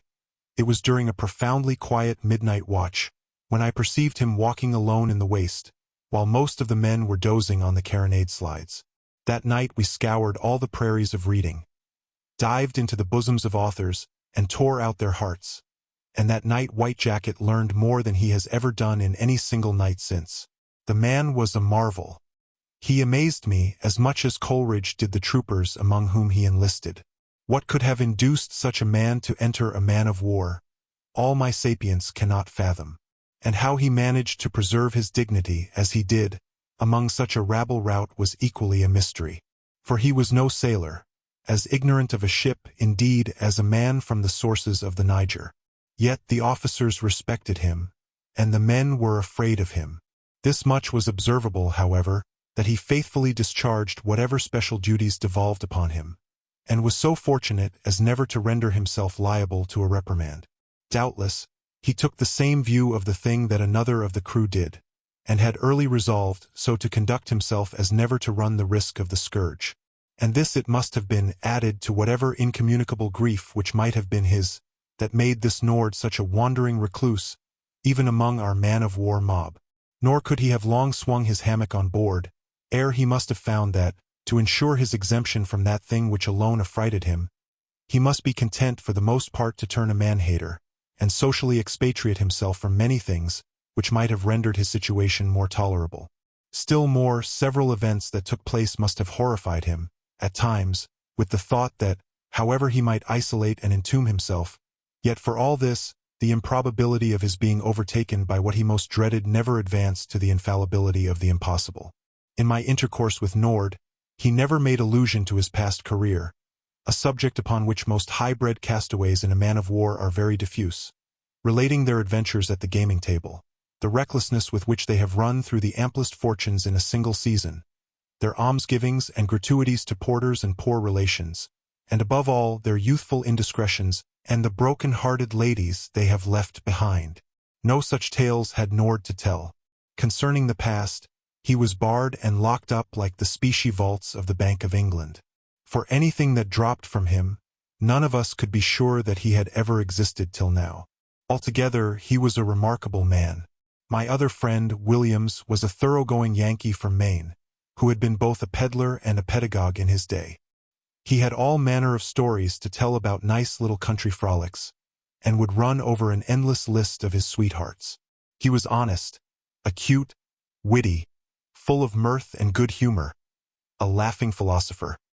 He was invaluable as a pill against the spleen, and, with the view of extending the advantages of his society to the saturnine Nord, I introduced them to each other, but Nord cut him dead the very same evening, when we sallied out from between the guns for a walk on the main deck. Chapter 14. A Draft in a Man-o'-War. We were not many days out of port, when a rumor was set afloat that dreadfully alarmed many tars. It was this, that, owing to some unprecedented oversight in the purser, or some equally unprecedented remissness in the naval storekeeper at Callao, the frigate's supply of that delectable beverage called grog was well nigh expended. In the American Navy, the law allows 1 gill of spirits per day to every seaman. In 2 portions, it is served out just previous to breakfast and dinner. At the roll of the drum, the sailors assemble round a large tub or cask, filled with liquid, and, as their names are called off by a midshipman, they step up and regale themselves from a little tin measure called a tot. No high liver helping himself to toquet off a well-polished sideboard, smacks his lips with more mighty satisfaction than the sailor does over this tot. To many of them, indeed, the thought of their daily tots forms a perpetual perspective of ravishing landscapes, indefinitely receding in the distance. It is their great prospect in life. Take away their grog, and life possesses no further charms for them.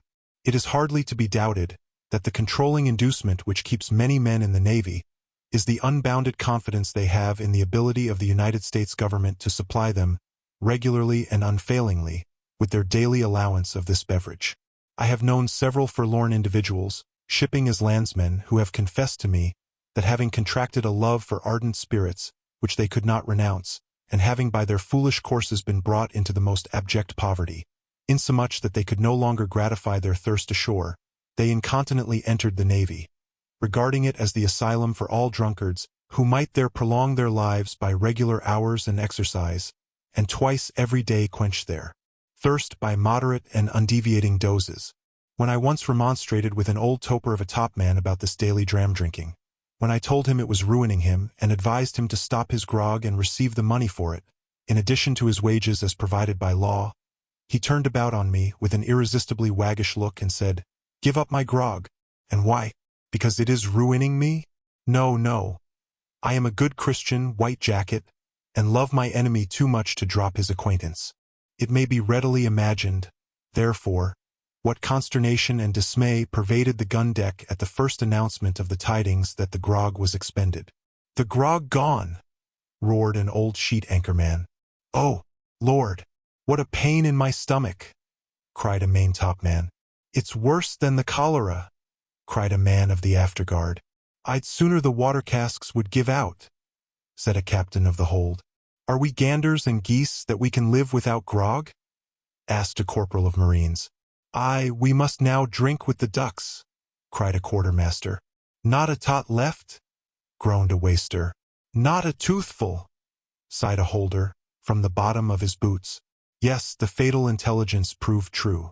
The drum was no longer heard rolling the men to the tub, and deep gloom and dejection fell like a cloud.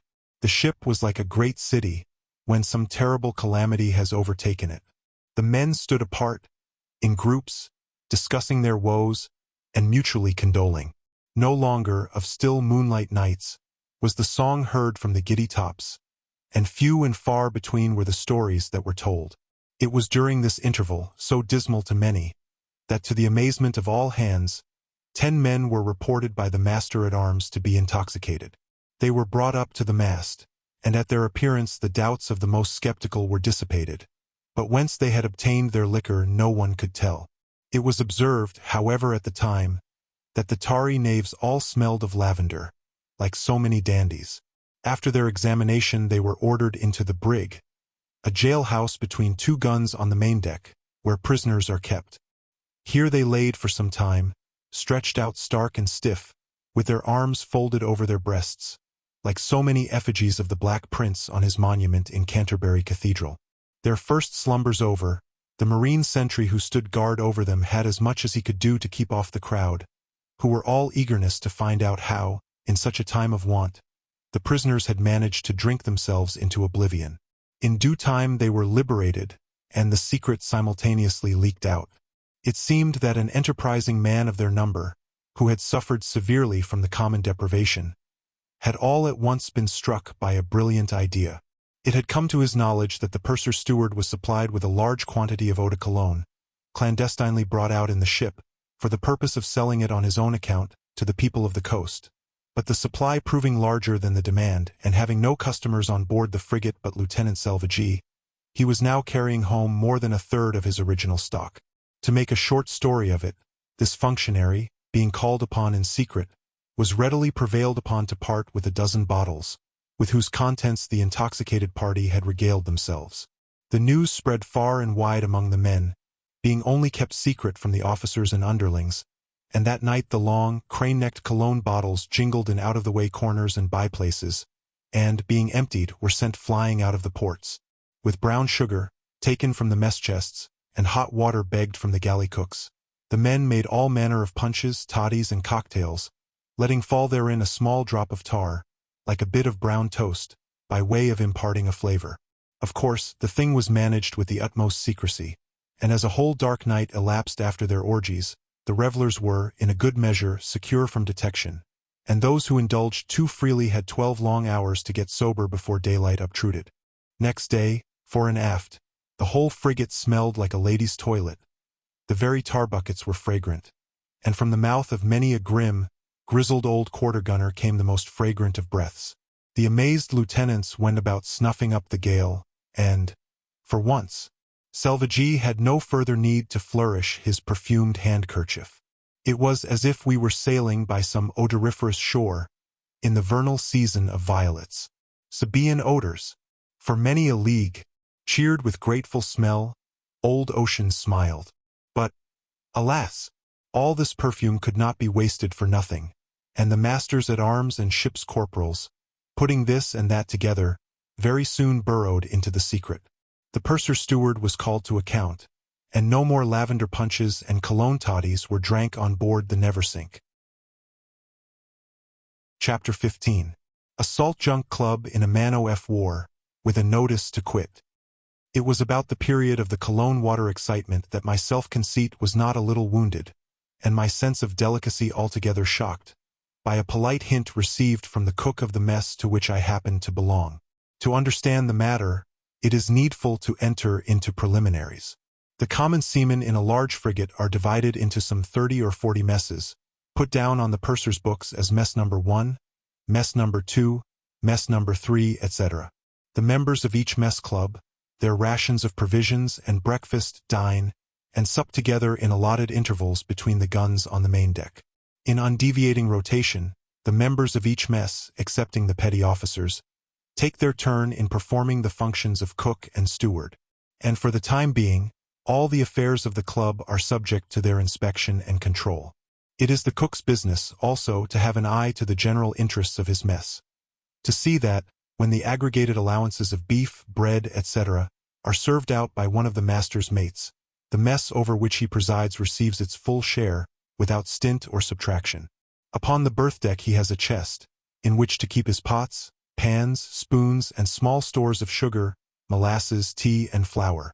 But though entitled a cook, strictly speaking, the head of the mess is no cook at all, for the cooking for the crew is all done by a high and mighty functionary, officially called the ship's cook, assisted by several deputies. In our frigate, this personage was a dignified colored gentleman, whom the men dubbed Old Coffee, and his assistants, Negroes also, went by the poetical appellations of Sunshine, Rosewater, and Mayday. Now the ship's cooking required very little science, though Old Coffee often assured us that he had graduated at the New York Astor House, under the immediate eye of the celebrated Coleman and Stetson. All he had to do was, in the first place, to keep bright and clean the 3 huge coppers or cauldrons, in which many 100 pounds of beef were daily boiled. To this end, Rosewater, Sunshine, and Mayday every morning sprang into their respective apartments, stripped to the waist, and well provided with bits of soapstone and sand. By exercising these in a very vigorous manner, they threw themselves into a violent perspiration, and put a fine polish upon the interior of the coppers. Sunshine was the bard of the trio, and while all 3 would be busily employed clattering their soapstones against the metal, he would exhilarate them with some remarkable street Domingo melodies, one of which was the following. "Oh, I lost my shoe in an old canoe. Johnny-o, come whine 'em so. Oh, I lost my boot in a pilot boat. Johnny-o, come whine 'em so. Den rub-a-dub de copper. Oh, copper rub-a-dub-a-o." When I listened to these jolly Africans, thus making gleeful their toil by their cheering songs, I could not help murmuring against that immemorial rule of men of war, which forbids the sailors to sing out, as in merchant vessels, when pulling ropes, or occupied at any other ship's duty. Your only music, at such times, is the shrill pipe of the boatswain's mate, which is almost worse than no music at all. And if the boatswain's mate is not by, you must pull the ropes, like convicts, in profound silence, or else endeavor to impart unity to the exertions of all hands, by singing out mechanically, 1, 2, 3, and then pulling all together. Now, when Sunshine, Rosewater, and Mayday have so polished the ship's coppers, that a white kid glove might be drawn along the inside and show no stain, they leap out of their holes, and the water is poured in for the coffee. And the coffee being boiled, and decanted off in bucketfuls, the cooks of the messes march up with their salt beef for dinner, strung upon strings and tallied with labels, all of which are plunged together into the selfsame coppers, and they're boiled. When, upon the beef being fished out with a huge pitchfork, the water for the evening's tea is poured in, which consequently possesses a flavor not unlike that of shank soup. From this it will be seen that, so far as cooking is concerned, a cook of the mess has very little to do, merely carrying his provisions to and from the grand democratic cookery. Still, in some things, his office involves many annoyances. Twice a week butter and cheese are served out, so much to each man, and the mess cook has the sole charge of these delicacies. The great difficulty consists in so catering for the mess, touching these luxuries, as to satisfy all. Some guzzlers are for devouring the butter at a meal and finishing off with the cheese the same day. Others contend for saving it up against Banyan Day when there is nothing but beef and bread, and others, again, are for taking a very small bit of butter and cheese by way of dessert to each and every meal through the week. All this gives rise to endless disputes, debates, and altercations. Sometimes, with his mess cloth, a square of painted canvas, set out on deck between the guns, garnished with pots and pans and kids, you see the mess cook seated on a match tub at its head, his trouser legs rolled up and arms bared, presiding over the convivial party. Now, men, you can't have any butter today. I'm saving it up for tomorrow. You don't know the value of butter, men. You, Jim, take your hoof off the cloth. Devil take me, if some of you chaps haven't no more manners than so many swines. Quick, men, quick. Bear a hand and scoff, eat away. I've got my tomorrow's duff to make yet, and some of you fellows keep scoffing as if I had nothing to do but sit still here on this here tub here, and look on. There, men, you've all had enough. So sail away out of this, and let me clear up the wreck. In this strain would one of the periodical cooks of mess number 15 talk to us. He was a tall, resolute fellow who had once been a brakeman on a railroad, and he kept us all pretty straight. From his fiat there was no appeal. But it was not thus when the turn came to others among us. Then it was look out for squalls. The business of dining became a bore, and digestion was seriously impaired by the unamiable discourse we had over our salt horse. I sometimes thought that the junks of lean pork, which were boiled in their own bristles, and looked gaunt and grim, like pickled chins of half-famished, unwashed Cossacks, had something to do with creating the bristling bitterness at times prevailing in our mess. The men tore off the tough hide from their pork, as if they were Indians scalping Christians. Some cursed the cook for a rogue, who kept from us our butter and cheese, in order to make away with it himself in an underhand manner, selling it at a premium to other messes, and thus accumulating a princely fortune at our expense. Others anathematized him for his slovenliness, casting hypercritical glances into their pots and pans, and scraping them with their knives. Then he would be railed at for his miserable duffs, and other shortcoming preparations. Marking all this from the beginning, I, White Jacket, was sorely troubled with the idea that, in the course of time, my own turn would come round to undergo the same objurgations. How to escape I knew not. However, when the dreaded period arrived, I received the keys of office, the keys of the mess chest, with a resigned temper, and offered up a devout ejaculation for fortitude under the trial. I resolved, please heaven, to approve myself an unexceptionable caterer, and the most impartial of stewards. The first day there was duff to make, a business which devolved upon the mess cooks, though the boiling of it pertained to Old Coffee and his deputies. I made up my mind to lay myself out on that duff, to center all my energies upon it, to put the very soul of art into it, and achieve an unrivaled duff. A duff that should put out of conceit all other duffs, and forever make my administration memorable. From the proper functionary the flour was obtained, and the raisins, the beef fat or slush, from Old Coffee, and the requisite supply of water from the scuttlebutt. I then went among the various cooks, to compare their receipts for making duffs. And having well weighed them all, and gathered from each a choice item to make an original receipt of my own, with due deliberation and solemnity I proceeded to business. Placing the component parts in a tin pan, I kneaded them together for an hour, entirely reckless as to pulmonary considerations, touching the ruinous expenditure of breath, and having decanted the semi-liquid dough into a canvas bag, secured the muzzle, tied on the tally, and delivered it to Rosewater, who dropped the precious bag into the coppers, along with a score or two of others. 8 bells had struck. The boatswain and his mates had piped the hands to dinner. My mess cloth was set out, and my messmates were assembled, knife in hand, all ready to precipitate themselves upon the devoted duff. Waiting at the grand cookery till my turn came, I received the bag of pudding, and gallanting it into the mess, proceeded to loosen the string. It was an anxious, I may say, a fearful moment. My hands trembled. Every eye was upon me. My reputation and credit were at stake. Slowly I undressed the duff, dandling it upon my knee, much as a nurse does a baby about bedtime. The excitement increased as I curled down the bag from the pudding.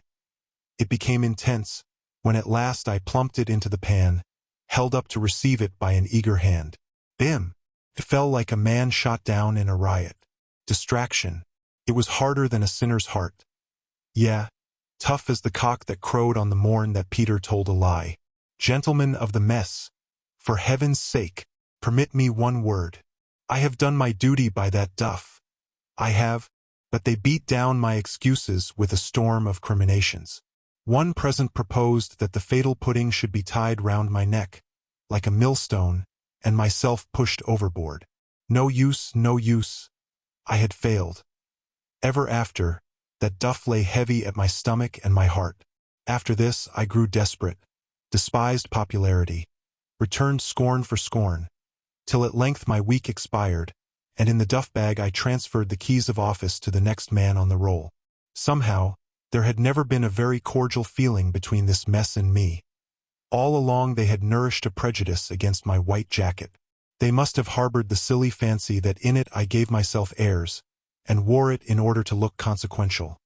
Perhaps, as a cloak to cover pilferings of titbits from the mess. But to out with the plain truth, they themselves were not a very irreproachable set. Considering the sequel I am coming to, this avowal may be deemed sheer malice. But for all that, I cannot avoid speaking my mind. After my week of office, the mess gradually changed their behavior to me. They cut me to the heart. They became cold and reserved, seldom or never addressed me at mealtimes without invidious allusions to my duff, and also to my jacket and its dripping in wet weather upon the mess cloth. However, I had no idea that anything serious on their part was brewing. But alas, so it turned out. We were assembled at supper one evening when I noticed certain winks and silent hints tipped to the cook, who presided. He was a little oily fellow, who had once kept an oyster cellar ashore. He bore me a grudge. Looking down on the mess cloth, he observed that some fellows never knew when their room was better than their company. This being a maxim of indiscriminate application, of course I silently assented to it, as any other reasonable man would have done. But this remark was followed up by another, to the effect that, not only did some fellows never know when their room was better than their company, but they persisted in staying when their company wasn't wanted, and by so doing disturbed the serenity of society at large. But this, also, was a general observation that could not be gainsaid. A long and ominous pause ensued, during which I perceived every eye upon me and my white jacket, while the cook went on to enlarge upon the disagreeableness of a perpetually damp garment in the mess, especially when that garment was white. This was coming nearer home. Yes, they were going to blackball me, but I resolved to sit it out a little longer, never dreaming that my moralist would proceed to extremities, while all hands were present. But bethinking him that by going this roundabout way he would never get at his object, he went off on another tack, apprising me, in substance, that he was instructed by the whole mess, then and there assembled, to give me warning to seek out another club, as they did not longer fancy the society either of myself or my jacket. I was shocked. Such a want of tact and delicacy. Common propriety suggested that a point-blank intimation of that nature should be conveyed in a private interview, or, still better, by note. I immediately rose, tucked my jacket about me, bowed, and departed. And now, to do myself justice, I must add that, the next day, I was received with open arms by a glorious set of fellows, mess number 1. Numbering, among the rest, my noble Captain Jack Chase. This mess was principally composed of the headmost men of the gun deck, and, out of a pardonable self-conceit, they called themselves the 42-pounder Club, meaning that they were, one and all, fellows of large intellectual and corporeal caliber. Their mess cloth was well located. On their starboard hand was mess number 2, embracing sundry rare jokers and high livers, who waxed gay and epicurean over their salt fare, and were known as the Society for the Destruction of Beef and Pork. On the larboard hand was mess number 31, made up entirely of 4 topmen, a dashing, blaze-away set of men-of-warsmen, who called themselves the Cape Horn Snorters and Neversink Invincibles.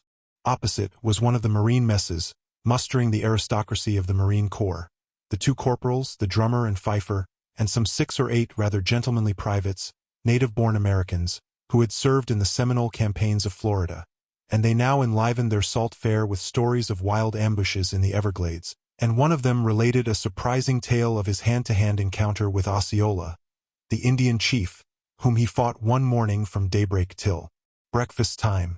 This slashing private also boasted that he could take a chip from between your teeth at 20 paces. He offered to bet any amount on it, and as he could get no one to hold the chip, his boast remained forever good. Besides many other attractions which the 42-pounder club furnished, it had this one special advantage that, owing to there being so many petty officers in it, all the members of the mess were exempt from doing duty as cooks and stewards. A fellow called a steady cook attended to that business during the entire cruise. He was a long, lank, pallid varlet, going by the name of Shanks. In very warm weather this Shanks would sit at the foot of the mess-cloth, fanning himself with the front flap of his frock or shirt, which he inelegantly wore over his trousers. Jack Chase, the president of the club, frequently remonstrated against this breach of good manners. But the steady cook had somehow contracted the habit, and it proved incurable. For a time, Jack Chase, out of a polite nervousness touching myself, as a newly elected member of the club, would frequently endeavor to excuse to me the vulgarity of Shanks. One day he wound up his remarks by the philosophic reflection, "But, White Jacket, my dear fellow, what can you expect of him? Our real misfortune is, that our noble club should be obliged to dine with its cook." There were several of these steady cooks on board, men of no mark or consideration whatever in the ship, lost to all noble promptings, sighing for no worlds to conquer, and perfectly contented with mixing their duffs, and spreading their mess-cloths, and mustering their pots and pans together 3 times every day for a 3 years' cruise. They were very seldom to be seen on the spar deck, but kept below out of sight. Chapter 16. General Training in a Man-o'-F War. To a quiet, contemplative character, averse to uproar, undue exercise of his bodily members, and all kind of useless confusion, nothing can be more distressing than a proceeding in all men of war called general quarters. And well may it be so called, since it amounts to a general drawing and quartering of all the parties concerned. As the specific object for which a man of war is built and put into commission is to fight and fire off cannon, it is, of course, deemed indispensable that the crew should be duly instructed in the art and mystery involved. Hence these general quarters, which is a mustering of all hands to their stations at the guns on the several decks, and a sort of sham fight with an imaginary foe. The summons is given by the ship's drummer, who strikes a peculiar beat, short, broken, rolling, shuffling, like the sound made by the march into battle of iron-heeled grenadiers. It is a regular tune, with a fine song composed to it. The words of the chorus, being most artistically arranged, may give some idea of the air. Hearts of oak are our ships, jolly tars are our men. We always are ready, steady, boys, steady, to fight and to conquer, again and again. In warm weather this pastime at the guns is exceedingly unpleasant, to say the least, and throws a quiet man into a violent passion and perspiration. For one, I ever abominated it. I have a heart like Julius Caesar, and upon occasions would fight like Caius Marcius Coriolanus. If my beloved and forever glorious country should be ever in jeopardy from invaders, let Congress put me on a war-horse, in the vanguard, and then see how I will acquit myself. But to toil and sweat in a fictitious encounter, to squander the precious breath of my precious body in a ridiculous fight of shams and pretensions, to hurry about the decks, pretending to carry the killed and wounded below, to be told that I must consider the ship blowing up in order to exercise myself in presence of mind and prepare for a real explosion. All this I despise as beneath a true tar and man of valor. These were my sentiments at the time, and these remain my sentiments still. But as, while on board the frigate, my liberty of thought did not extend to liberty of expression, I was obliged to keep these sentiments to myself. Though, indeed, I had some thoughts of addressing a letter, marked private and confidential, to His Honor the Commodore on the subject. My station at the batteries was at one of the 32-pound carronades, on the starboard side of the quarter-deck. I did not fancy this station at all, for it is well known on shipboard that, in time of action, the quarter-deck is one of the most dangerous posts of a man of war.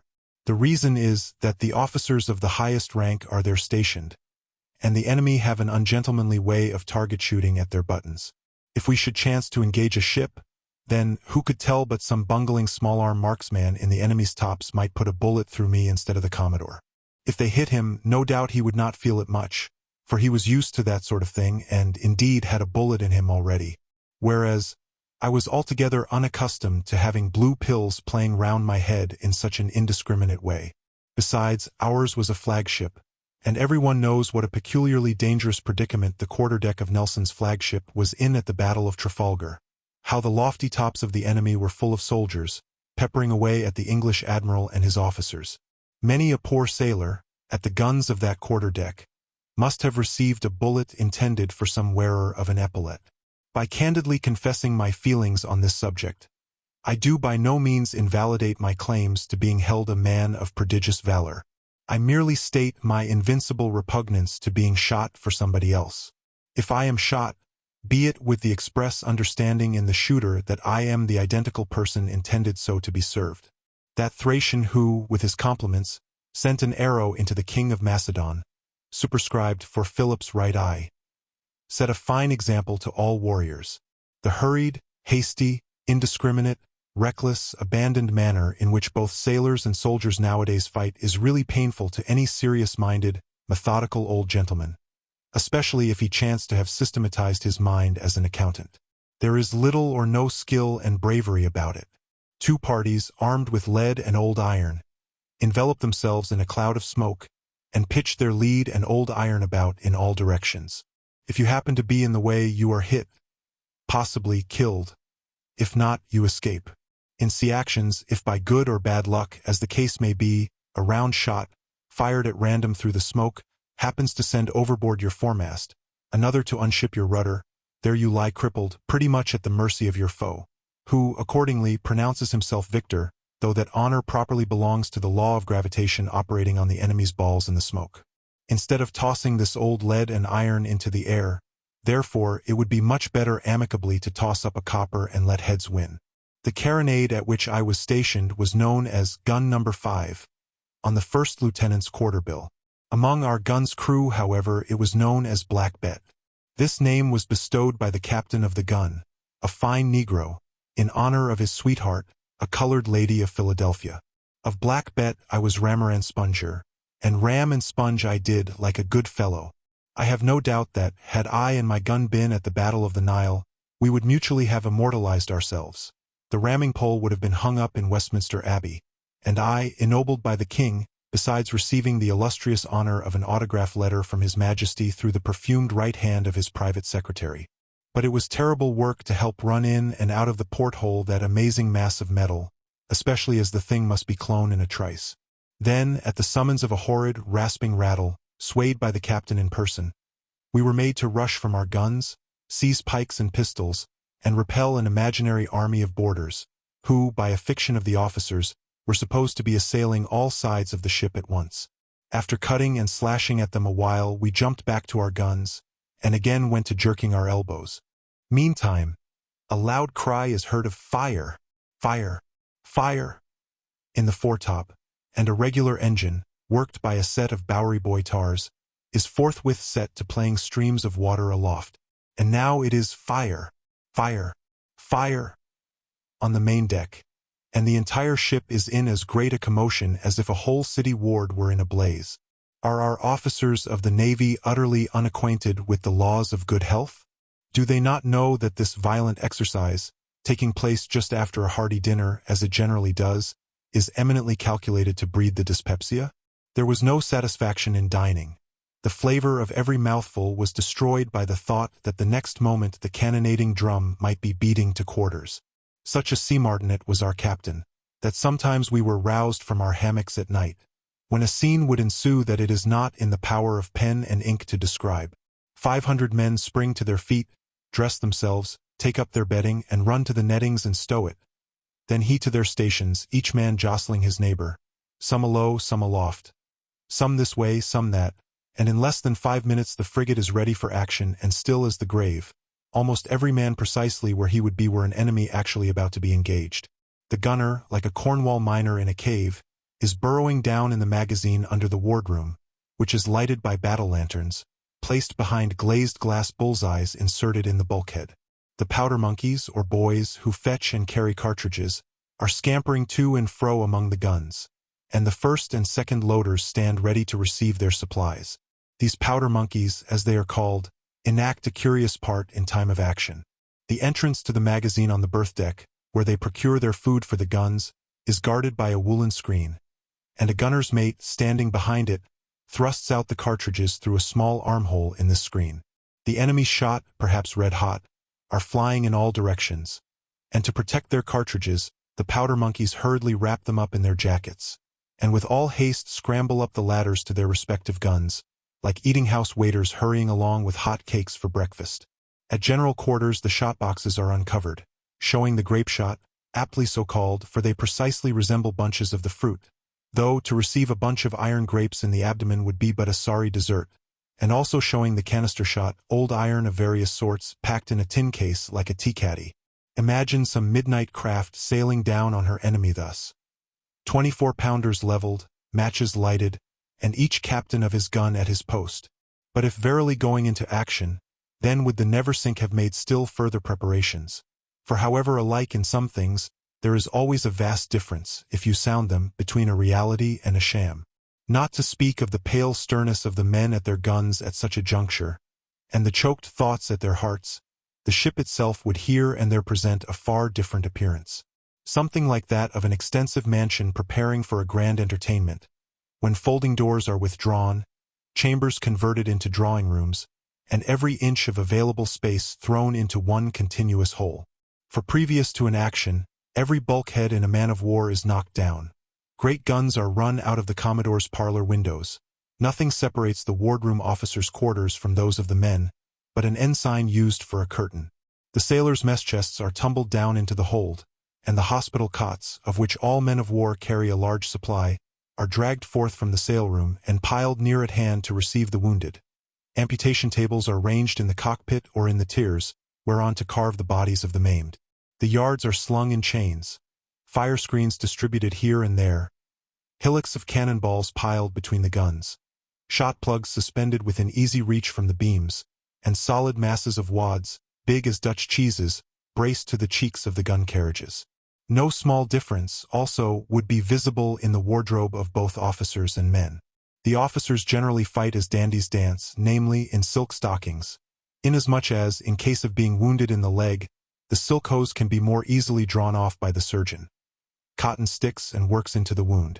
An economical captain, while taking care to case his legs in silk, might yet see fit to save his best suit, and fight in his old clothes. For, besides that an old garment might much better be cut to pieces than a new one, it must be a mighty disagreeable thing to die in a stiff, tight-breasted coat, not yet worked easy under the armpits. At such times, a man should feel free, unencumbered, and perfectly at his ease in point of straps and suspenders. No ill will concerning his tailor should intrude upon his thoughts of eternity. Seneca understood this, when he chose to die naked in a bath. And men-of-war's men understand it also, for most of them in battle stripped to the waistbands, wearing nothing but a pair of duck trousers and a handkerchief round their head. A captain combining a heedful patriotism with economy would probably bend his old topsails before going into battle, instead of exposing his best canvas to be riddled to pieces. For it is generally the case that the enemy's shot flies high. Unless allowance is made for it in pointing the tube at long gun distance, the slightest roll of the ship at the time of firing would send a shot meant for the hull high over the topgallant yards. But besides these differences between a sham fight at general quarters and a real cannonading, the aspect of the ship at the beating of the retreat would, in the latter case, be very dissimilar to the neatness and uniformity in the former. Then our bulwarks might look like the walls of the houses in West Broadway in New York, after being broken into and burned out by the Negro mob. Our stout masts and yards might be lying about decks, like tree boughs after a tornado in a piece of woodland.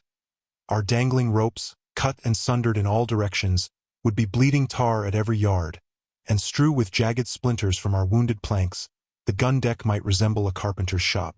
Then, when all was over and all hands would be piped to take down the hammocks from the exposed nettings, where they play the part of the cotton bales at New Orleans, we might find bits of broken shot, iron bolts and bullets in our blankets.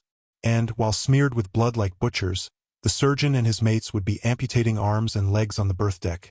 An underling of the carpenter's gang would be new-legging and arming the broken chairs and tables in the Commodore's cabin, while the rest of his squad would be splicing and fishing the shattered masts and yards. The scupper holes having discharged the last rivulet of blood, the decks would be washed down, and the galley cooks would be going fore and aft, sprinkling them with hot vinegar, to take out the shambles smell from the planks, which, unless some such means are employed, often create a highly offensive effluvia for weeks after a fight. Then, upon mustering the men, and calling the quarter-bills by the light of a battle lantern, many a wounded seaman with his arm in a sling would answer for some poor shipmate who could never more make answer for himself. Tom Brown, killed, sir. Jack Jewell, killed, sir. Joe Hardy, killed, sir. And opposite all these poor fellows' names, down would go on the quarter-bills the bloody marks of red ink, a murderer's fluid, fitly used on these occasions. Chapter 17. Away. 2nd, 3rd, and 4th cutters. Away. It was the morning succeeding one of these general quarters that we picked up a life buoy, descried floating by. It was a circular mass of cork, about 8 inches thick and 4 feet in diameter, covered with tarred canvas. All round its circumference there trailed a number of knotted rope's ends, terminating in fanciful Turks' heads. These were the lifelines for the drowning to clutch. Inserted into the middle of the cork was an upright, carved pole, somewhat shorter than a pikestaff. The whole buoy was embossed with barnacles, and its sides festooned with seaweeds. Dolphins were sporting and flashing around it, and one white bird was hovering over the top of the pole. Long ago, this thing must have been thrown overboard to save some poor wretch, who must have been drowned, while even the life buoy itself had drifted away out of sight. The forecastle men fished it up from the bows, and the seamen thronged round it. "Bad luck! Bad luck!" cried the captain of the head. "We'll number one less before long." The ship's cooper strolled by, he to whose department it belongs to see that the ship's life buoys are kept in good order. In men of war, night and day, week in and week out, 2 life buoys are kept depending from the stern, and 2 men with hatchets in their hands pace up and down, ready at the first cry to cut the cord and drop the buoys overboard. Every 2 hours they are regularly relieved, like sentinels on guard. No similar precautions are adopted in the merchant or whaling service. Thus deeply solicitous to preserve human life are the regulations of men of war, and seldom has there been a better illustration of this solicitude than at the Battle of Trafalgar, when, after several thousand French seamen had been destroyed, according to Lord Collingwood, and, by the official returns, 1,690 Englishmen were killed or wounded, the captains of the surviving ships ordered the life buoy sentries from their death-dealing guns to their vigilant posts, as officers of the Humane Society. "There, Bungs!" cried Scrimmage, a sheet anchor man. 2. "There's a good pattern for you. Make us a brace of life buoys like that. Something that will save a man, and not fill and sink under him, as those leaky quarter casks of yours will the first time there's occasion to drop earn. I came near pitching off the bowsprit the other day, and, when I scrambled inboard again, I went aft to get a squint at 'em. Why, Bungs, they are all open between the staves. Shame on you! Suppose you yourself should fall overboard, and find yourself going down with buoys under you of your own making. What then? 2. In addition to the bower anchors carried on her bows, a frigate carries large anchors in her forechains, called sheet anchors. Hence, the old seamen stationed in that part of a man-of-war are called sheet anchormen. "I never go aloft and don't intend to fall overboard," replied Bungs. "Don't believe it," cried the sheet anchorman. "You lopers that live about the decks here are nearer the bottom of the sea than the light hand that looses the main royal. Mind your eye, Bungs. Mind your eye." "I will," retorted Bungs. "And you mind yours." Next day, just at dawn, I was startled from my hammock by the cry of "All hands about ship and shorten sail." Springing up the ladders, I found that an unknown man had fallen overboard from the chains, and darting a glance toward the poop, perceived, from their gestures, that the life sentries there had cut away the buoys. It was blowing a fresh breeze.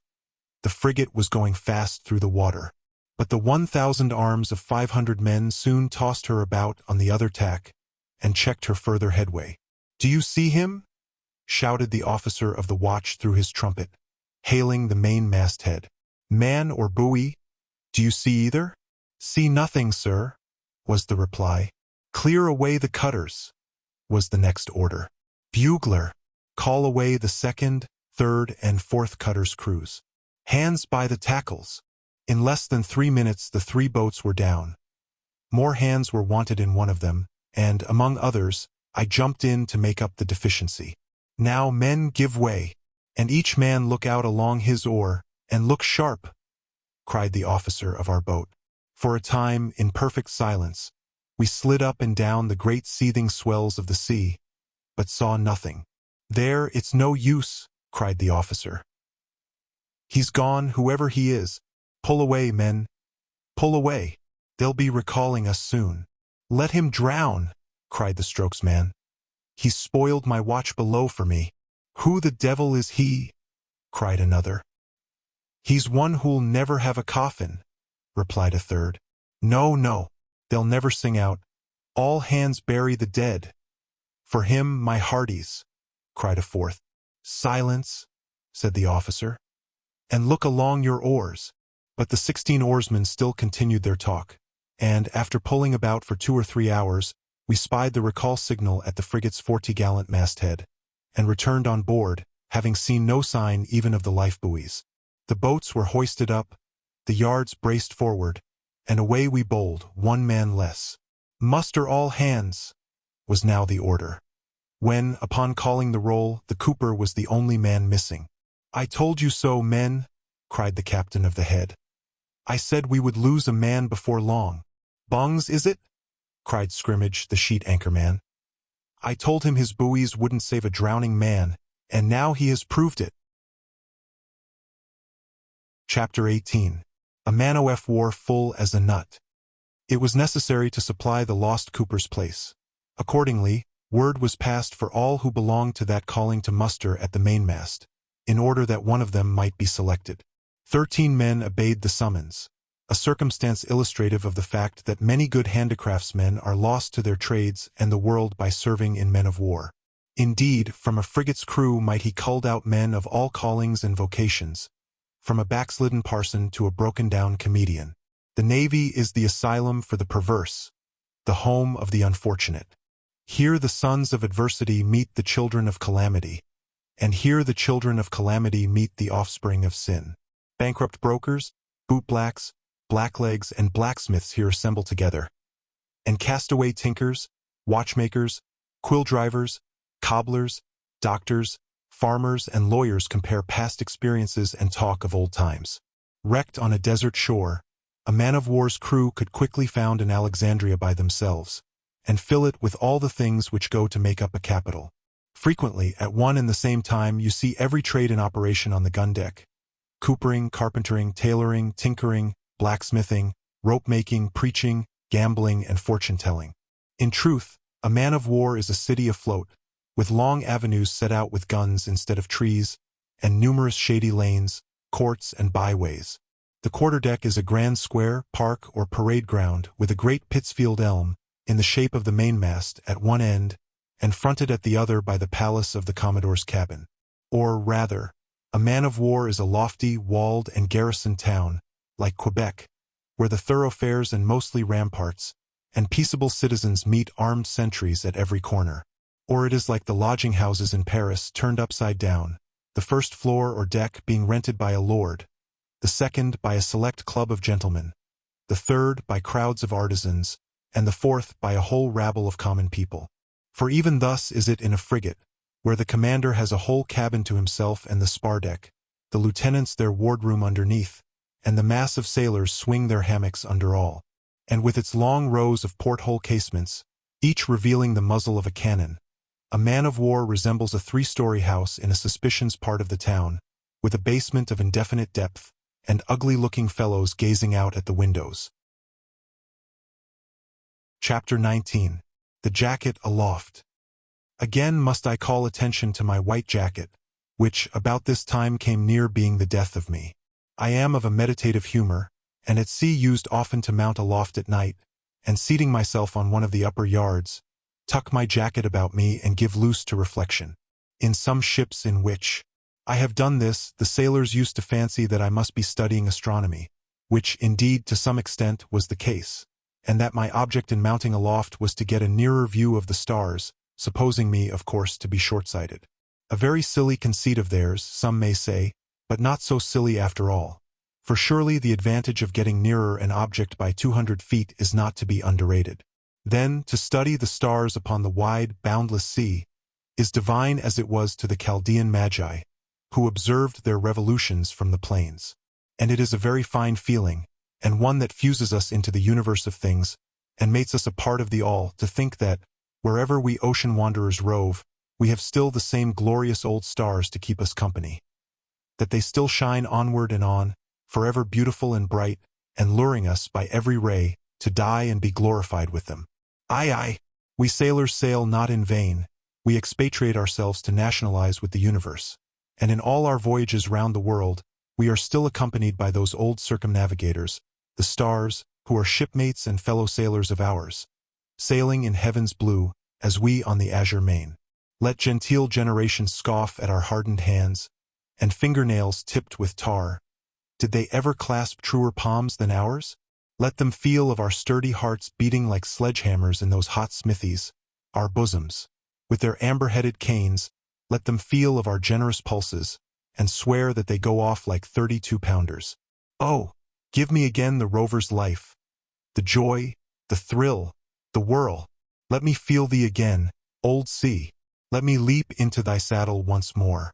I am sick of these terra firma toils and cares, sick of the dust and reek of towns.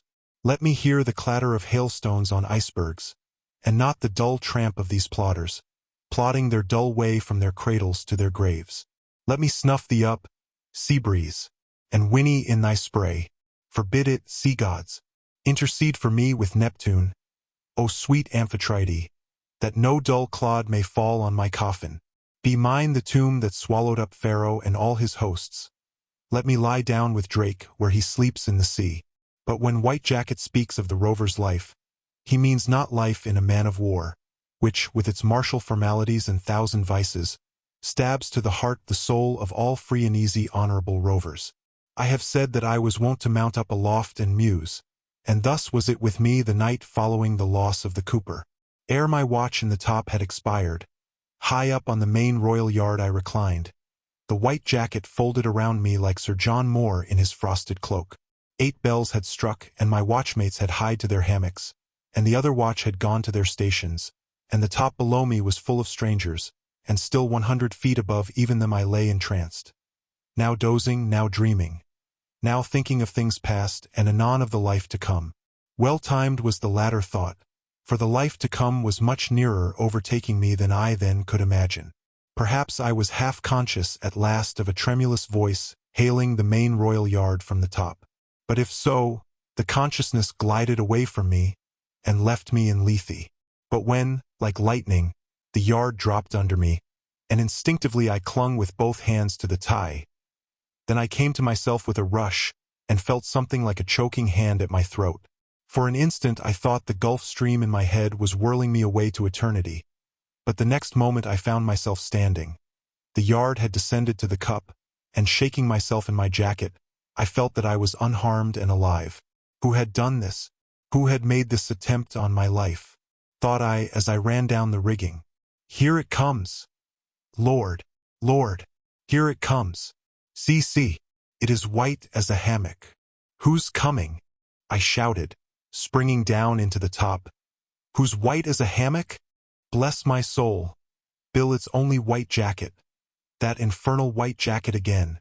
It seems they had spied a moving white spot there aloft, and sailor-like, had taken me for the ghost of the Cooper, and after hailing me and bidding me descend to test my corporeality, and getting no answer, they had lowered the halyards in a fright. In a rage I tore off the jacket, and threw it on the deck. Jacket, cried I, you must change your complexion. You must hie to the dyers and be dyed, that I may live. I have but one poor life, White Jacket, and that life I cannot spare.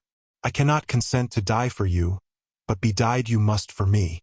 You can die many times without injury, but I cannot die without irreparable loss and running the eternal risk. So in the morning, jacket in hand, I repaired to the first lieutenant, and related the narrow escape I had had during the night. I enlarged upon the general perils I ran in being taken for a ghost, and earnestly besought him to relax his commands for once, and give me an order on Brush, the captain of the paint room, for some black paint, that my jacket might be painted of that color. Just look at it, sir, I added, holding it lip. Did you ever see anything whiter? Consider how it shines of a night, like a bit of the Milky Way. A little paint, sir, you cannot refuse. The ship has no paint to spare, he said. You must get along without it. Sir, every rain gives me a soaking. Cape Horn is at hand. 6 brushes full would make it waterproof, and no longer would I be in peril of my life. Can't help it, sir. Depart. I fear it will not be well with me in the end. For if my own sins are to be forgiven only as I forgive that hard-hearted and unimpressible first lieutenant, then pardon there is none for me. What? When but one dab of paint would make a man of a ghost, and it mackintosh of a herring net. To refuse it I am full. I can say no more. Chapter 20. How They Sleep in a Man-o' War. No more of my luckless jacket for a while. Let me speak of my hammock, and the tribulations I endured therefrom. Give me plenty of room to swing it in. Let me swing it between 2 date trees on an Arabian plain, or extend it diagonally from Moorish pillar to pillar in the open marble court of the Lions in Granada's Alhambra. Let me swing it on a high bluff of the Mississippi, 1 swing in the pure ether for every swing over the green grass, or let me oscillate in it beneath the cool dome of St. Peter's, or drop me in it, as in a balloon, from the zenith, with the whole firmament to rock and expatiate in. And I would not exchange my coarse canvas hammock for the grand state bed, like a stately coach and 4, in which they tuck in a king when he passes a night at Blenheim Castle. When you have the requisite room, you always have spreaders in your hammock. That is, 2 horizontal sticks, 1 at each end, which serve to keep the sides apart, and create a wide vacancy between, wherein you can turn over and over, lay on this side or that, on your back if you please, stretch out your legs. In short, take your ease in your hammock, for of all inns your bed is the best. But when, with 500 other hammocks, yours is crowded and jammed on all sides on a frigate berth deck, the 3rd from above, when spreaders are prohibited by an express edict from the captain's cabin, and every man about you is jealously watchful of the rights and privileges of his own proper hammock, as settled by law and usage, then your hammock is your Bastille and canvas jug, into which or out of which it is very hard to get, and where sleep is but a mockery and a name. 18 inches a man is all they allow you, 18 inches in width. In that you must swing. Dreadful! They give you more swing than that at the gallows. During warm nights in the tropics, your hammock is as a stewpan, where you stew and stew, till you can almost hear yourself hiss. Vain are all stratagems to widen your accommodations. Let them catch you insinuating your boots or other articles in the head of your hammock, by way of a spreader. Near and far, the whole rank and file of the row to which you belong feel the encroachment in an instant, and are clamorous till the guilty one is found out, and his palate brought back to its bearings. In platoons and squadrons, they all lie on a level, their hammock clews crossing and recrossing in all directions, so as to present one vast field bed, midway between the ceiling and the floor, which are about 5 feet asunder. One extremely warm night, during a calm, when it was so hot that only a skeleton could keep cool, from the free current of air through its bones, after being drenched in my own perspiration, I managed to wedge myself out of my hammock, and with what little strength I had left, lowered myself gently to the deck. Let me see now, thought I, whether my ingenuity cannot devise some method whereby I can have room to breathe and sleep at the same time. I have it. I will lower my hammock underneath all these others, and then, upon that separate and independent level at least, I shall have the whole berth deck to myself. Accordingly, I lowered away my pallet to the desired point, about 3 inches from the floor, and crawled into it again. But, alas! This arrangement made such a sweeping semicircle of my hammock, that, while my head and feet were at par, the small of my back was settling down indefinitely. I felt as if some gigantic archer had hold of me for a bow. But there was another plan left. I triced up my hammock with all my strength, so as to bring it wholly above the tiers of pallets around me. This done, by a last effort I hoisted myself into it. But, alas! It was much worse than before. My luckless hammock was stiff and straight as a board, and there I was, laid out in it, with my nose against the ceiling, like a dead man's against the lid of his coffin. So at last I was fain to return to my old level, and moralize upon the folly, in all arbitrary governments, of striving to get either below or above those whom legislation has placed upon an equality with yourself. Speaking of hammocks, recalls a circumstance that happened one night in the Neversink. It was 3 or 4 times repeated with various but not fatal results. The watch below was fast asleep on the berth deck, where perfect silence was reigning, when a sudden shock and a groan roused up all hands, and the hem of a pair of white trousers vanished up one of the ladders at the fore-hatchway. We ran toward the groan and found a man lying on the deck, one end of his hammock having given way, pitching his head close to 3 24-pound cannon shot, which must have been purposely placed in that position. When it was discovered that this man had long been suspected of being an informer among the crew, little surprise and less pleasure were evinced at his narrow escape. Dear listener, we close the pages on another tale, a journey through words, imagination, and emotion. Here at the Falls Audiobook, where stories flow like a river's current, carrying you to distant worlds and uncharted depths, we thank you for joining us. As always, we invite you to linger a little longer.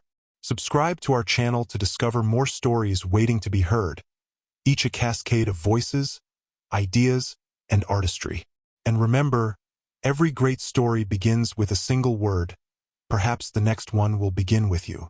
Until our voices meet again, may your days be filled with quiet moments, rich pages, and the soothing sound of a story well told. This is the Falls Audiobook, signing off.